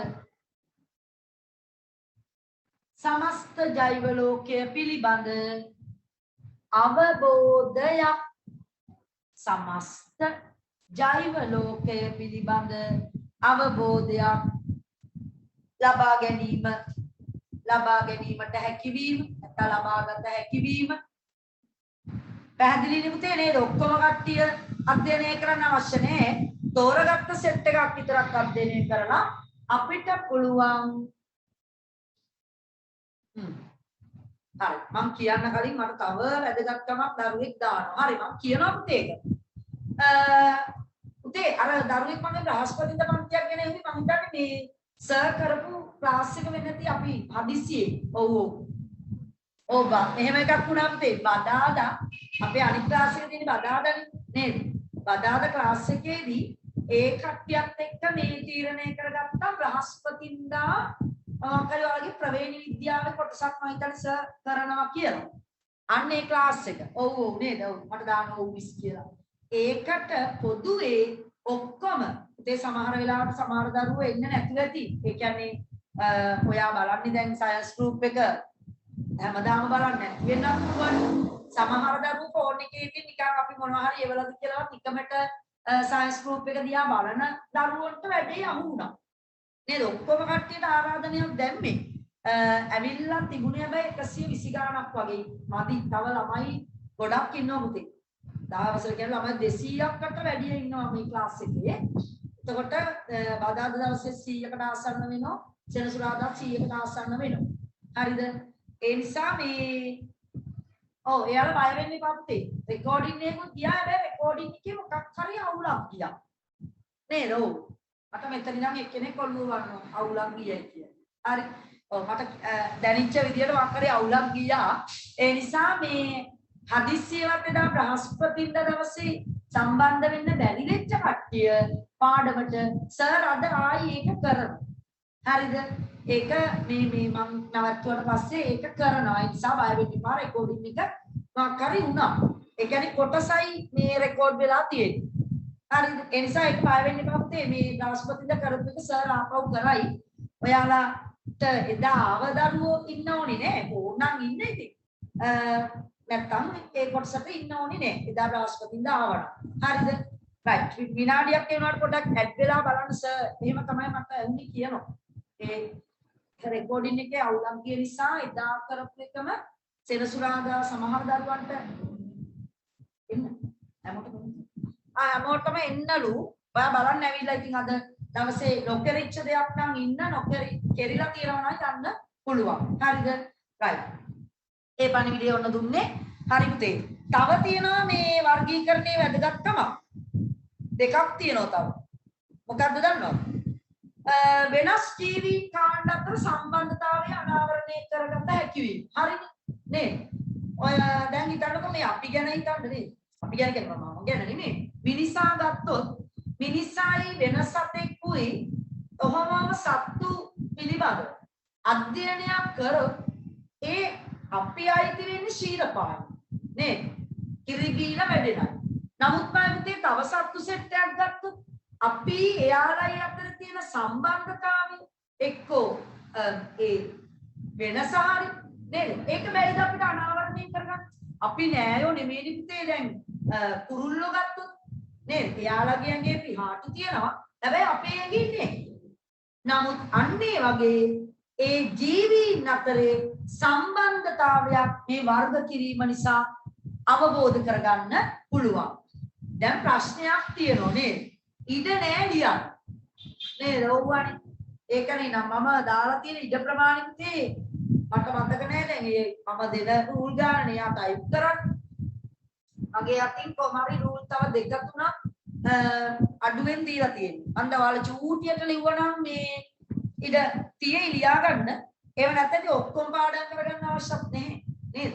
සරලම දේවල් ටික මතක තියාගන්න පුළුවන් ටික විතරක් වර්ගීකරණයේ වැදගත්කම ඇහුවොත් ලියන්න. අධ්‍යයනයේ පාසු වීම අර ඉස්සෙල්ලා කියපුවා. මම මේකත් අනිත් එකත් ඔයාලට කියලා දෙන්නම්. ලියන්න පුළුවන් කට්ටිය ඉඩ තියෙනවා නම් පැත්තෙන් හරි ලියා ගන්න. අනිත් එක තමයි පුතේ මෙන්න මේක. මේ සිද්ධිය. හරිද? ඉඩ මදි කියලා මගෙන් දානවා ඒක තමයි. සමහර දරුවෝ මටත් ඉඩ මදි වුණා. මමත් ටියුට් එකේ ලියාගත්තා. ලියාගන්නදී මටත් පළවෙනි කරුණු තුන විතරයි මගේ අකුරු වලින් ලියා ගන්න පුළුවන් වුණේ. හරිද? මිනිසාට ආර්ථිකමය වැදගත්කමක් ඇති ජීවීන් හඳුනා ගැනීමට හැකි වීම. කවුද මයි පුතේ මේ සල්ලි මුදල් උපයන්න පුළුවන් ජීවීන් ඉන්නවා? අපොයියෝ විකුණන්නකෝ ඉස්සෝ කිලෝ එකක් ගෙනිලා හොටෙල් එකක නේද? අම්මා. දානක් දෙනවා ඈ කපුළුව ටික. නේ ඌදෙන් අල්ලගත්ත. පුතේ අන්න උන්ට සල්ලි දෙනවා. අපි නිකන් මේ දොලේ ඉන්න තිත්තකටව ටිකක් ගිහිලා දුන්නොත් සල්ලි හම්බ වෙයිද? නෑ. එහෙනම් සමහර කට්ටිය ඉන්නවා ආර්ථික වශයෙන් වැදගත්. يعني මුදල් හම්බ වෙනවා. ඉස්සෝ කොටු තියෙන ඉස්සෝ ගෝ කරන ස්ථාන නේ. ඒ වගේ දොඩ අපේ අනිත් මාළු සම්බන්ධව කතා කරමු. මට වදාළ පන්තියේ දරුවෙක් කිව්වා මිස් බල්ලොත් විකුණනවා සල්ලි වලට කියලා. විකුණනවා නේද? ඔව් එක එක වර්ගවල. ඒ බල්ලෙක් මාර ගණන් ඉන්නේ එක එක වර්ගවල බල්ලු. මේ සමහර ළමයි රණ්ඩු වෙනවා අම්මයි තාත්තයි ගන්නේ මට ගෙනත් දෙන්නකෝනේ අර මේ වගේ බල්ලෙක් හදන්න ගෙදර කියලා. ඉන්න බල්ලු මදිවට නේ අම්මට කොහොම හරි ඉතින් රණ්ඩු වෙලා ගෙනත් දෙනවා. ඉතින් මම හිතුවේ ඌගෙන් ඒ පස්සේ ඌ බැල්ලියෙක් නම් ඒකව ක්‍රොස් කරලා ආයි පැටව ගෝකලා හොඳ බිස්නස් එක පුතේ. හරිද? ඉතින් මේ පැත්තටම යොමු වෙන්න ඕනේ උන්ට සාපු සප්පායක් කරන්න ඕනේ උන්ගේ රෝග වලට බෙහෙත් දෙන්න ඕනේ. එහෙම පුළුවන් නම් ඔන්න පොඩි බිස්නස් එකක් කරන්න පුළුවන්. එහෙනම් සත්තු වර්ගීකරණයේ වාසියක් තියෙනවා ආර්ථිකමය වැදගත්කමක් තියෙන ජීවි අපිට අඳුර ගන්න පුළුවන්. හරිද? ලියන්න බැරි වුණාට මතක තියාගන්න. හරිනේ? රයිට්. ඔන්න මම අවස්ථා පහම පුතේ පැහැදිලි කරා. නැත්නම් වාට ඉඳ තියෙන අර හරහට හරි කමක් නැහැ පැත්තෙන් ලියාගත්තා නම් හොඳයි. හරි. ලියන්න පුළුවන් සමහර අට්ටියට තිසුරක් බල්ලෙක් ඕනේ කියලා කිව්වලු යසිරු කියනවා. ඇත්තේ? මට කිව්වේ නෑනේ. බල්ලෙක් ඕනේ කියලා. අනේ ওই බල්ල ඇති පුතේ මට ඉන්නේ. නේද? ඌව හදාගන්න බොහොම අමාරුයි. හරි. බල්ලෝ හදන්න බෑ පුතේ අපේ ගෙදර. ඇයි දන්නවද? අර කියනවනේ මේ සාමාන්‍ය ජීවිතයේ ඔය තියෙනවා පුතේ මේ දේවපාදී කියන වල අහලා තියෙනවද දන්නේ නැහැ. විද්‍යාත්මක සම්බන්ධය මොකද්ද දන්නේ නැහැ. මට හිතෙනවා ඇත්තයි කියලා. අපේ ගෙදර මුලින් හිටියා පුතේ ඔය අහම්බෙන් ආවේ හැබැයි මේ බල්ලෝ. මේ ලස්සන හොඳ බල්ලෝ. මැරුණා පුතේ. අවුරුදු 2යි 3යි වගේ පරිමේ ඉන්නේ මුන් මැරෙනවා. එහෙම කියනවා දේවපාදයක් තියෙන ඉඩමක බල්ලෝ මේ මොන සතෙක්වත් හදන්න බෑ. හරිද? මොන සතෙක්වත් යන්නේ. ඕයි කෙනෙකුට ඉනාවක් යනවනේ. ඔව් කවුද මේ ඉනාවේ සඳලුවා. සඳලුවට ඉනාවක් යනවා. එතකොට ගෙදර සත්තුත් හදන්න බැයිද කියලා. ඒ කියන්නේ අපි මේ ගෙදර ඉන්න කට්ටිය නෙමෙයි. පිටින් ගේන මේ එක එක වෙන සත්තු. හරි ඔයාලා කියන ඔය බල්ලෝ පූසෝ හරි පවුගේ දවසල පූස් පැටව වගේ ඉක්ුත් හිටියා. ඒ වුණාට උනුත් ගිහිල්ලා. කවුරුවත් ඉන්නේ නැහැ. හරි එහෙම සිද්ධියක් තියෙනවා කියනවා අහන්නකෝ බලන්න ආච්චිලා සීයාලාගේ දේවපාදේ කතන්දරේ මොකක්ද කියලා නේද ඒකේ සත්‍යතාවය. හරි ඊළඟට අපි යමු බල්ලෝ ගැන කියන්න උනා ඒ පාඩ. කවුද මයි පුතේ මේ ඉන්නේ? කවුද මේ ඉන්නේ? හරි මැසේජ් දාන්න මට පේනු දාන්න. ඇරිස්ටෝටල් මාම. හරිද? මෙයා පුතේ ග්‍රීක දාර්ශනිකයෙක්. ඇරිස්ටෝටල් කියන පුද්ගලයා මෙයා එක එක දේවල් පුතේ ලෝකෙට ඉදිරිපත් කරන්නේ. ඒ අතරේ ක්‍රිස්තු පූර්ව 4 වන සියවසේ මේ ලෝකෙට ස්වභාවික කියන වචනේ පැත්තකින් තියමු. මුල් වරට මේ ජීවීන් ගොඩවල් කරේ මෙන්න මේ මහත්තයා. හරිද? කවුද මුල් වරට ජීවීන් වර්ග කළේ කවුද කියලා ඇහුවොත් දහන්න පුතේ ඉර ඇරිස්ටෝටල්ට. හැබැයි එයාගේ සාර්ථක වර්ගීකරණයක් හරි ගියේ නෑ පුතේ ලෝකෙට. පස්සේ කරලියට එනවා මෙන්න මෙයා 18 වන සියවසේ. මෙයාගේ නම තමයි පුතේ කැරොලස් ලිනියස්. කැරොලස් ලිනියස් අන් හරි කැරොලස් ලිනියස් කියන පුද්ගලයා තමයි පුතේ ඔයාලගේ ඔය පාඩම මම අර හඳුන්වලා දුන්නේ තේමා දෙකක් වර්ගීකරණය නාමකරණ දෙකම ওই දෙකම ඉදිරිපත් කරපු සාර්ථකම විද්‍යාඥයා තමයි කැරොලස් ලිනියස්. නාමකරණයයි වර්ගීකරණයයි දෙකම ස්වභාවික වර්ගීකරණයකට ලෝකේ අරන් ගියේ කැරොලස් ලිනියස්. මුල් වරට කවුද පුතේ? ඇරිස්ටෝටල්. නමුත් ස්වභාවික වර්ගීකරණය කැරොලස් ලිනියස්. ප්‍රශ්න දෙකක් දාලා ඉක්මනට ලියන්න ඔතන. 4. ජීවීන් පිළිබඳව මුල්ම විද්‍යාත්මක වර්ගීකරණය ඉදිරිපත් කරේ. හරි ඕකේ ඒ ඇරිස්ටෝටල්ගේ වර්ගීකරණයේදී A level පන්තිවලදී අපි කතා කරා ඔයාලගේ මේ O level සිලබස් එකට අදාළ නැහැ. ජීව විද්‍යාව බයෝ ශාස්ත්‍රණ යන ළමයින්ට පස්සේ කාලෙක ඉගෙන ගන්න හම්බ වෙයි. මෙයා ඔය මේ ඔය ලේවල තියෙන දෙයක් මත තමයි සත්තු ශාක ඒවා මේවා වර්ගීකරණයකට ගියේ. රක්තාණු වල තියෙන සංඝටකයක්. හරිද? ඒක ඔයාලට ඇති වැඩක් නෑ. ඒ නිසා ඒක නිවැරදි විදියට ඉගෙන ගන්න එපා.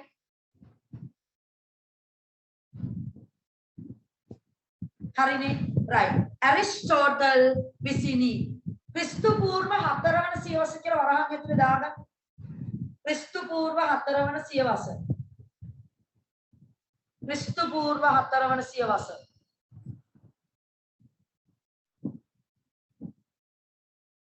right. ඊළඟ ප්‍රශ්න උත්තරේ උත්තේ ක්‍රිස්තු වර්ෂ 18 වන සියවසේදී සාර්ථක වර්ගීකරණයක් ඉදිරිපත් කරේ කවුද? අහනවා ඉක්මනට ලියන්න. කැරොලස් ලිනියස්. කැරොලස් ලිනියස්. හරි. ලියලා ඉවරයි නම් බලා ගන්න.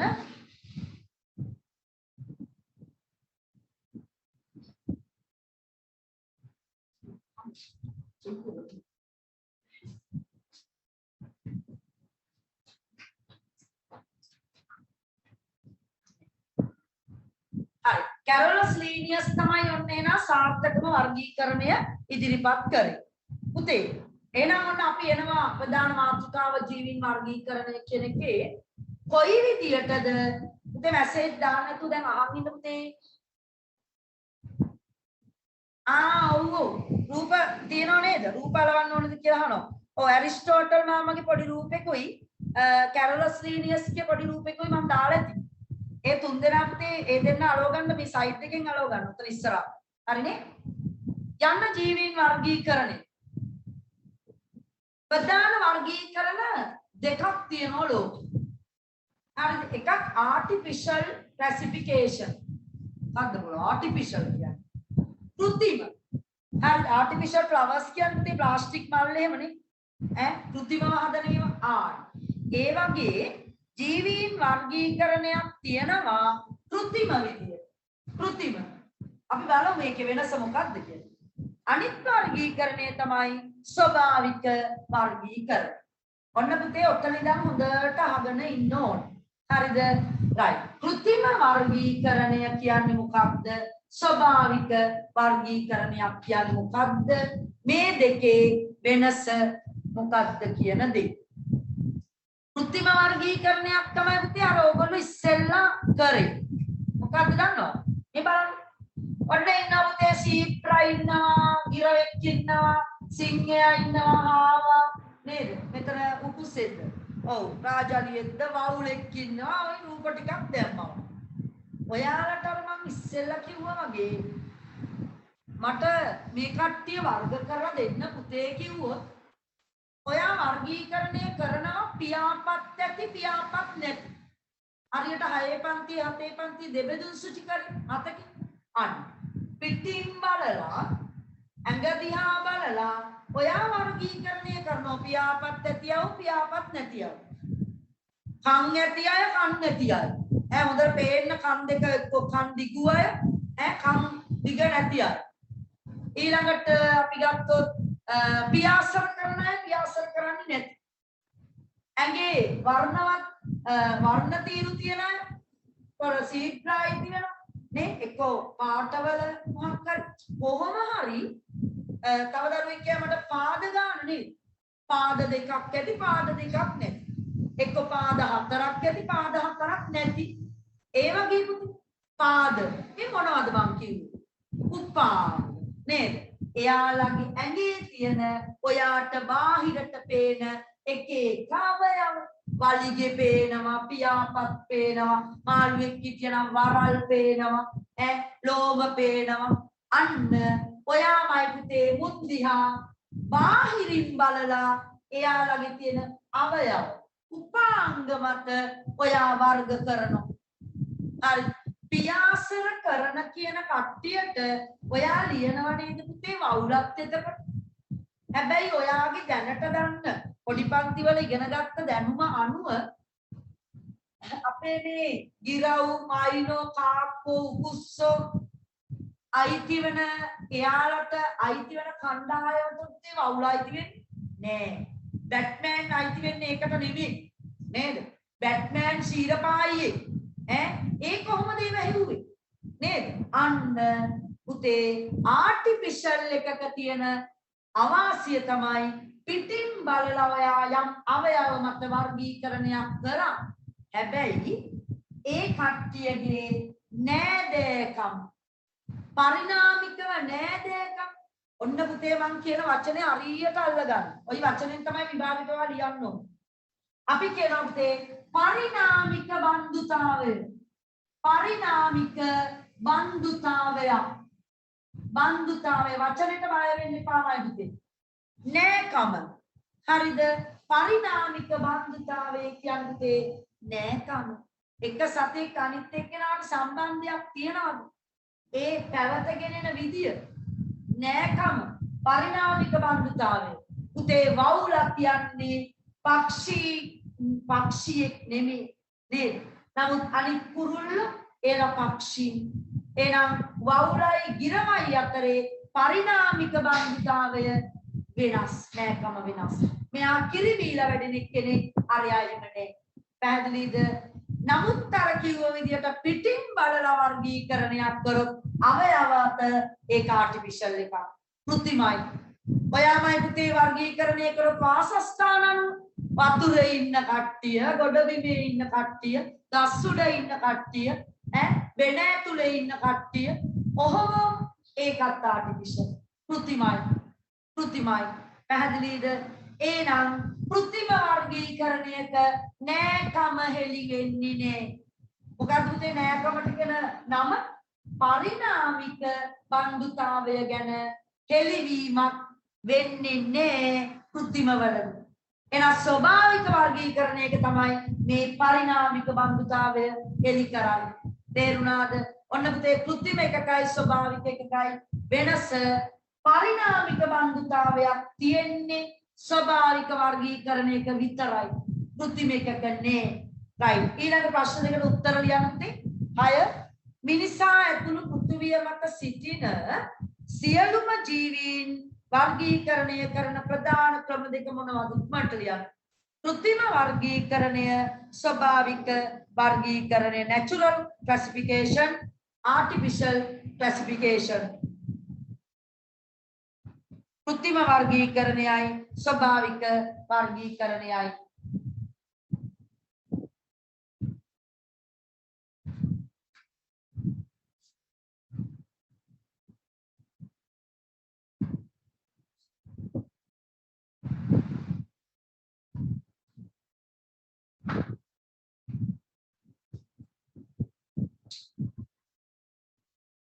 හරිද? right. કૃત્રિම වර්ගීකරණයයි ස්වභාවික වර්ගීකරණයයි ඔන්න ඉතින් අපි කතා කරේ. හරි. ඉතින් පළවෙනි කිරිටි පොඩි වගුවක් දාලා නේද? ස්වභාවික එකක් චුට්ටක් මම ඔයාලට කියලා දීලා යන්නම්. අන්න බලන්න. કૃත්‍රිම වර්ගීකරණය කියන්නේ මොකක්ද කියලා දැන් පැහැදිලි. ජීවීන්ගේ උපාංග පිහිටීම හෝ නොපිහිටීම අණුව නැත්නම් වාසස්ථාන අණුව වර්ගීකරණයක් කරා නම් ඒක કૃත්‍රිමයි. හැබැයි ඒකේ පරිණාමික බන්ධතාවයක් එමගින් නිරූපණය වෙන්නේ නැත. යන්න ස්වභාවික වර්ගීකරණයට. right. මෙන්න මේ උදාහරණයක් දාන්න මම මේ පෙන්න සමනැල්ලු ඉන්නවා රයිස් කූරෝ ඉන්නෝනේ රයිස් කූරෝ කියන්නේ මොකක්ද බත් කූරෝ නේ බත් කූරා හරි ඔන්න මේ සෙට් එකක් ඉන්නවා මෙතන මීමැස්සෝ ඉන්නවා කඩියෝ දිමියෝ බඹරු ඔය සෙට් එකම ඉන්නවා මුන් ඔක්කොම පියාඹන්න පුළුවන් නේද පුළුවන් මේ ඔක්කොම කට්ටියට පියාඹන්න පුළුවන් පියාපත් තියෙනවා ඔන්න බලන්න පුතේ වෙනස මම මේ ඔයාලට පෙන්නන්න යන්නේ පරිණාමික බන්ධුතාවය මෙයාලට පියාපත් තියෙනවා එතකොට මෙයාලට මොකෝ කියන්නේ මේ පැත්තේ ඉන්න ඔයා කියනවා පියාපත් තියෙනවා දැන් සත්තු ඉන්න තැනකින් පියාපත් තියෙන කට්ටිය වෙන් කරොත් මේ ඔක්කොම ඔයාට වෙන් කරන්න පුළුවන් නේද ඔයා පිටින් බලලා පියාපත් තියෙන උන් ටික එක පැත්තකට දාගන්න අවුලක් නෑ ඒ වුණාට ඔයා හිතනවාද මේ සමනැලයා මීමැස්සා කූඹියා මේ දෙබරු අරුම්මුම් එක්ක නෑකමක් තියෙන හැයිුන්ට නේ පුතේ නේද ඔයාලගේ පුංචි පන්ති වල දැනුමත් එක්ක ඔයා හිතන්න පුතේ මේ කට්ටියට කොඳුයට පේලියක් තියෙනවා මේ මැස්සෙක් කියන පොඩි කරාට සමනැලේගේ ඇට තියනවාද පුතේ නෑ කොඳුයට පේලියක් නෑ ඒ වුණාට ඔයා වර්ග කරා පිටින් බලන්න අන්න ඒක ආටිෆිෂල් එකක් දැක්කද එහෙනම් මෙයාලයි අතුලේ මොන නෑකම්ද නේද කිසිම පරිණාමික සම්බන්ධයක් නේ මෙයාලා වෙන සෙට් එකක් මෙයාලා වෙන සෙට් එකක් එහෙනම් කෘත්‍රිම වර්ගීකරණයක ඔන්නමයි පුතේ පරිණාමික බන්ධුතාවයක් එළි වෙන්නේ මේ හදිසි අවස්ථා අපි ශාක පැත්තට යමු ඔයා බලනවා මේ විසිතුරු පැලැට අපි හිතමු ඔයාලා ගෙදර තියෙනවා එක එක ලස්සන මල් ගස්. හරි කැලෑ ගසුත් තියෙනවා. එතකොට විසිතුරු පැලෑටි කියලා වෙන් කරගත්තොත් ඒ විසිතුරු පැලෑටි ලස්සන ඒවා ඔයා එක ගොඩකට දානවා. ඔයා බලන්න පුතේ ඔතන පරිණාමික බන්ධුතාවයක් තියෙනවද? ඒ කියන්නේ නෑකමක් තියෙනවද? මම ඒ කියන එක මෙන්න මෙහෙම කියන්නම්. ඔයා අර වෙන් කරපු විසිතුරු වල සමහර ඒවා මල් පිපෙනවා. සමහර ඒවා මල් පිපෙන්නේ අපි අතේ පන්තියේදී මතකද ශාක වර්ග කරා සපුෂ්ප ශාක අපුෂ්ප ශාක එන සපුෂ්ප ශාකයි අපුෂ්ප ශාකයි නේද නේ අපුෂ්ප ශාක කියන්නේ එක සෙට් එකක් සපුෂ්ප ශාක කියන්නේ පුතේ තව සෙට් එකක් නමුත් ඔයා දැන් විසිතුරු පැලෑටි කියලා වර්ග කරාම ඒ ගොඩේ වෙයිද දෙගොල්ලන්ටම පුළුවන් ඒක කෘත්‍රිමයි නමුත් අර නෑකම පුතේ ශාක අතරේ අපිට පේන්නේ එහෙම වෙනවනම් ඒක ස්වභාවික වර්ගීකරණයක් වෙන්න ඕන. එහෙනම් පරිණාමික බන්ධුතාවයක් හෙළි වෙන විදියට ඔයා අපේ ජෛව ලෝකයේ වර්ග කරොත් ඒකමයි පුතේ ස්වභාවික වර්ගීකරණයක් වෙනවා. බලන්න අඳුරනවද කියලා කට්ටිය. අඳුරනවා නේද? මෙන්න නියම නෑකම. වවුලා ඉන්නවා, සිංහයා ඉන්නවා, මිනිහෙක් ඉන්නවා, කිඹුලෙක් Oh, nah. Tara hota platypus. Ahala තියෙනවද? platypus කියන්නේ අන්න ශීරපායියෙක්. ඩොල්ෆින් ඉන්නවා. ඔයා මොනවද මෙයාලා ගැන දන්නේ? කට්ටියම සෙට් එකම එකයිනේ. හැබැයි බාහිරින් බැලුවම නම් වෙනස්. පියාපත් තියෙනවා, මේක වතුරේ ඉන්නේ, මේක කැලේ ඉන්නේ, නේද? මේක ගෙවල් හදාගෙන ඉන්නවා මිනිහා. එහෙම වෙනස් තියෙනවා. ඒ පිටින් බලලා එහෙම බැලුවොත් ආටිෆිෂල්. නමුත් මාතේ විද්‍යාඥයෝ මෙයාලගේ පරිණාමය චෙක් කරා. මෙයාලා කොහොමද ආවේ? ඔයාලට මතකද සර් කතා කරා පරිණාමයේ පාඩමේදී අර ඒක සෛලිකයෙක් ඇවිල්ලා දෙකට බෙදිලා නේද මොකක්ද උනා නේද? ඔව්. එහෙම ඇවිල්ලා අපි හිතමු මත්ස්‍ය ඇති වුණා කියලා. යලි මත්ස්‍ය ඊට පස්සේ ටිකක් එක කකුලක් ඔන්න ගොඩබිමට තිබ්බා. ඔන්න එක කකුලක් මේ වතුරේ තියෙනවා එහෙම ඇති වෙච්චව උභය ජීවීන් කිව්වා නේ ඊට පස්සේ සම්පූර්ණ ගොඩබිම ආක්‍රමණය කරා අන්න උරග සෙට් එක ඊට පස්සේ සමහර උරග වලට පියාට ලැබිලා උන් පියාසර කරා ඒ පක්ෂි නේ ඒ පක්ෂි ඊළාට ඉතුරු සෙට් එක ටිකක් දියුණු සෙට් එක කිරි බීලා වැඩින කට්ටිය අන්න ශීලපායි අන්න බලන්න පුතේ කොඳුයට පේලියක් තියෙන කට්ටිය පරිණාමික බන්ධුතාවයක් තියනවා කියලා අපි දැනගත්තා නේ ඒ කියන්නේ එයාලගේ පරිණාමය හරි පැහැදිලි ඒක ආටිෆිෂල් නෙවෙයි එන එක ස්වභාවිකයි මේ කට්ටිය පුතේ එක ගොඩක් එක ගොඩක්. එහෙනම් ස්වභාවික වර්ගීකරණයක වාසියක් තමයි ඔන්න ඔය කියන හැමෝගෙම ලක්ෂණ එකම විශේෂයේ ජීවීන් අතර ස්වභාවික බන්ධුතාවයක් එලි කරනවා. කෘත්‍රිම එකක එහෙම නෑ. හොඳේ. කෘත්‍රිම එකක එහෙම නෑ. මේ බලන්න. උතන මොනවද බලන්න තියෙන්නේ? එක අවයවයක් ගැන හිතන්නමයි. අත මගේ අත ඔබේ අත. එතකොට මේ අත කියන එක තමයි එකම කාණ්ඩේ කට්ටියගේ වෙනස් වෙලා තියෙන්නේ. නමුත් නෑකමක් තියෙනවා. මොකද නෑකම? මේ මිනිහාගේ අත. එතකොට මිනිහාගේ අත තමයි ඒ අතේ ස්වરૂපය තමයි යටටම දෙවනි එකේ ඉන්නේ කවුද? පක්ෂියෙක්. මේ පක්ෂියාගේ පියාපත වෙන්නේ. අපි ගත්තොත් මේ පියාසර කරන පූර්ව ගාත්‍රය. ওই පූර්ව ගාත්‍රය තමයි මේ අතේ කොටස තියෙන්නේ. ඇත්තටම. මේ තියෙන්නේ ඊළඟට ඒත් යමයි අත්තටුවක් නේ අත්තටු ඒ කියන්නේ එකම කාර්යයක් තමයි මේකෙන් කරන්නේ. එකම කාර්යයක්. හරිද? ගැඹුරුයි තමයි. නමුත් සරලව තේරුම් ගන්න. මේ අත්ත කියන එක්කෙනා වෙනස් වෙලා ගිය රටාව මං කියන්නේ. පියාපත වෙලා තියෙනවා. මාළුවෙක් ගෙනම් පුතේ වරල වෙලා තියෙනවා. නේද? වරල වෙලා තියෙනවා. ඊළඟට මෙයාගේ මේ පූර්වගාත්‍රය තමයි පුතේ මේ පියාපත. ඒක පියාටු නෙමෙයි හැබැයි සම්පටලයකින් ඇදිලා තියෙනවා. චූටි අපරගාත්‍රා දෙකක් තියෙනවා කකුල්. ඒ දෙකෙන් තමයි එල්ලිලා ඉන්නේ. බවුලගේ ගෙදර ගියොත් එල්ලිලා තමයි ඉන්න වෙන්නේ. පුටු නෑ. ඇයි මූ එල්ලිලා ඉන්නේ අතන? හරි ඒ නිසා අපරගාත්‍රාවල යටට එල්ලිලා ඉන්නේ. අන්න එහෙනම් මෙන්න මේ සැලැස්ම මේ අතේ තියෙන සැලැස්ම තමයි ඒ කියන්නේ නෑකමක් තියෙනවා හැම සතෙක්ගෙම ඔය අදාළ පියාපතද වරලද අතද නේද? ඔය හැම එකම පරිණාමයක් නෑකමක් තියෙනවා. ඒක හොයාගත්ත නිසා තමයි මෙයාලා එකම කණ්ඩායමකට වර්ග කරලා තියෙන්නේ. ඒවා ඒතකොට ස්වභාවිකව හිටපු දේවල්. නැත්නම් ඉතින් වවුලයි මිනිහයි එකම කාණ්ඩය කියලා කොහොමද කියන්නේ? ඌ එක විදියක් පිටින් බැලුවම නේද මිනිස්සු එක විදියක්. තල්මසා ඩොල්ෆින් එක විදියක් වවුල තව විදියක්. නමුත් මාත්‍යාගේ අභ්‍යන්තර ව්‍යුහ පරීක්ෂා කරාම අපිට පේනවා නෑකමක් තියෙන බව. දැන් තේරුණා නෑකමක් තියෙන බව.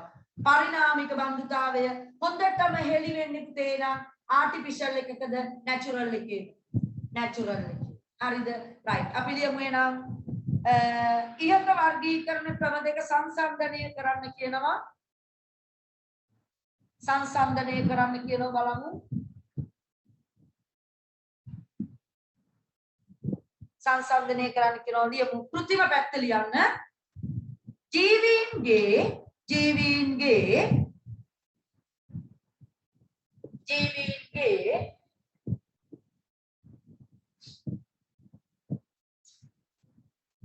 උපාංග පිහිටීම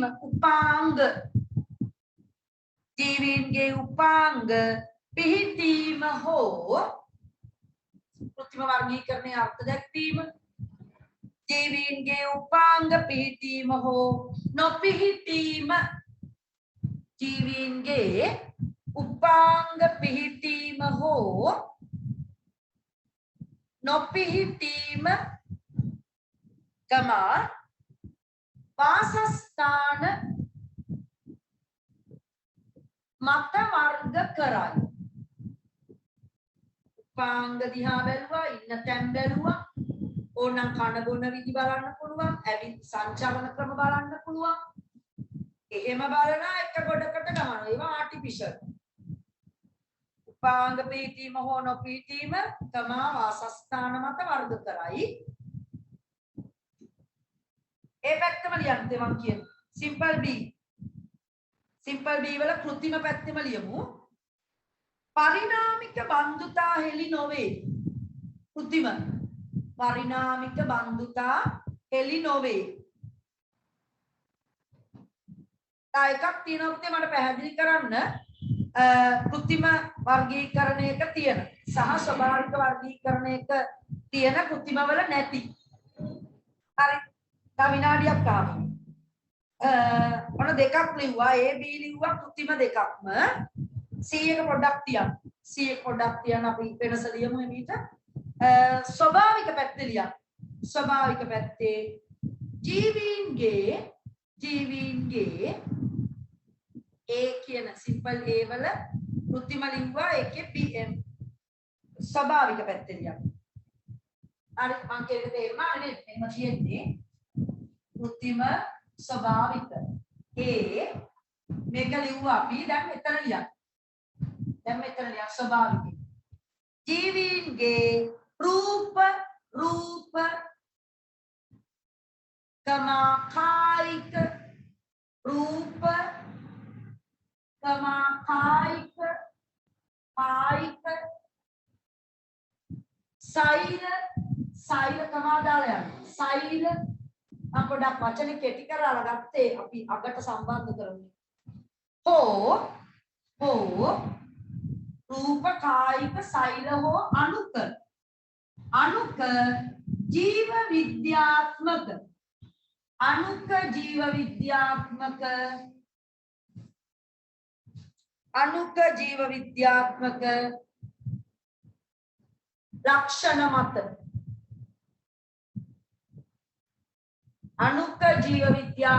ලක්ෂණ මත වර්ග කරයි. අර උපාංග බලලා වාසස්ථාන අනුව නෙමෙයි සෛල ගැන සෛල විද්‍යාත්මක කියනවා අපි. මම ඒක කියලා දුන්නේ නේද? ඔව්. තේරුම් ගන්න. එයාගේ රූප විද්‍යාත්මක, සෛල විද්‍යාත්මක, කායික විද්‍යාත්මක, අණුක ජීව විද්‍යාත්මක. ඒ තොරතුරේ නෑකම බලන්න පුතේ. හරිද? ඒ සෛල ගැලපෙනවද? අරයාගේ තියනවද? මෙයාගේ යගේ තියනවද? ආන්නේවා. සෛල විද්‍යාත්මක, කායික විද්‍යාත්මක. මෙන්න මේ වනුව තමයි ස්වභාවික වර්ගීකරණය කරලා තියෙන්නේ. හරිද? එහෙනම් ආයි බලන්න ජීවීන්ගේ රූප කායික සෛල හෝ අණුක ජීව විද්‍යාත්මක ලක්ෂණ මත වර්ග කරයි. දෙවැනි එක පුතේ තනියම ලිය. එහා පැත්තේ ලිව්වේ අපි පරිණාමික බන්ධුතා හෙළි නොකරයි. එහෙනම් ස්වභාවික පැත්තේ ලියන්න පරිණාමික බන්ධුතා හෙළි වේ. ඉතේ පාට පෑනකින් ලිව්වනම් හොඳයි. ඒක තමයි ප්‍රධානතම කරුණ. පරිණාමික බන්ධුතා හෙළි වේ. ස්වභාවික වර්ගීකරණයක පරිණාමික බන්ධුතා හෙළි වේ. පරිණාමික බන්ධුතා හෙළි වේ. 6 කියන්නකෝ. 6. පුතේ 6 කියන්නේ වර්ගීකරණ ක්‍රම දෙක. වර්ගීකරණ ක්‍රම දෙක. කෘත්‍රිම වර්ගීකරණයයි ස්වභාවික වර්ගීකරණයයි. හරි මේ දෙකේ වෙනස්කම් තමයි අපි මේ ලියන්නේ. ඊළඟ සිද්ධියමයි පුතේ මම එච්චර කරේ නැත්තේ බදාදා ක්ලාස් එකේ ඒ වගුව පිරෙව්වෙත් නෑ අපි බදාදා ක්ලාස් එකේ වගුව පිරෙව්වේ නෑ කියලා දුන්නා විතරයි මට වෙලාව මදි වුණා ඒ නිසා මම නැවැත්තුවා. තුන්වෙනි කාරණය 12යි 1යි නේද? එහෙනම් අපි ඊළඟ දවස්වල කතා කරමුද? හරි. වර්ගීකරණය ගැන ටිකක් වැඩියෙන් කියන්න තියෙනවා දූරාවලියක් ගැන. හරිද? ඒ නිසා දැන් මේ වචනේ පැහැදිලි කරන්න ඕනේ ගොඩක් වැඩ තියෙනවා. ඒ නිසා මම ඒක ලබන සතියේ කතා කරනවා. එහෙනම් ඔයාලා අර කිව්ව විදිහට ඇවිල්ලා ලොග් වෙලා බලන්න. Tamanට කෙරිලා තියෙනවා නම් ඔයාලට යන්න පුළුවන්. නැත්නම් පාඩමේ ඉන්න පුළුවන්. එදා බ්‍රහස්පතින්දා ක්ලාස් එකට ආවෙ නැති අය අනිවාර්යෙන් එන්න. ආව අන්තිම ටිකට අනිවාර්යෙන් එන්න ඕනේ පුතේ. අන්තිම ටිකට එන්නලු අනිවාර්යෙන්. ඒ නිසා ඔව් මුල හරිය ඕනනම් ඉන්ටර්වල් එක අරගෙන ඉඳ දාස්පතිදා හිටියාය. ටිකක් අග හරියදී වගේ ලොග් වෙන්න එහෙම වුණොත්. චුට්ටක් බලන්න සර් කියයි ඒක අදාළව මම දන්නේ ඒක තොරතුරු මොකද්ද කියලා. සර් අද කරන එදා කරපු ඔව් ඒක තමයි මම කිව්වේ. එදා බ්‍රහස්පතින්දා කරපු ටික එදා හිටියේ නැති දරුවෝ ඉන්නවනේ. ඒ නිසා ඒගොල්ලන්ට දැන් 12යි කාලට එන්න අනිත් අය ගිහිල්ලා. හරිද?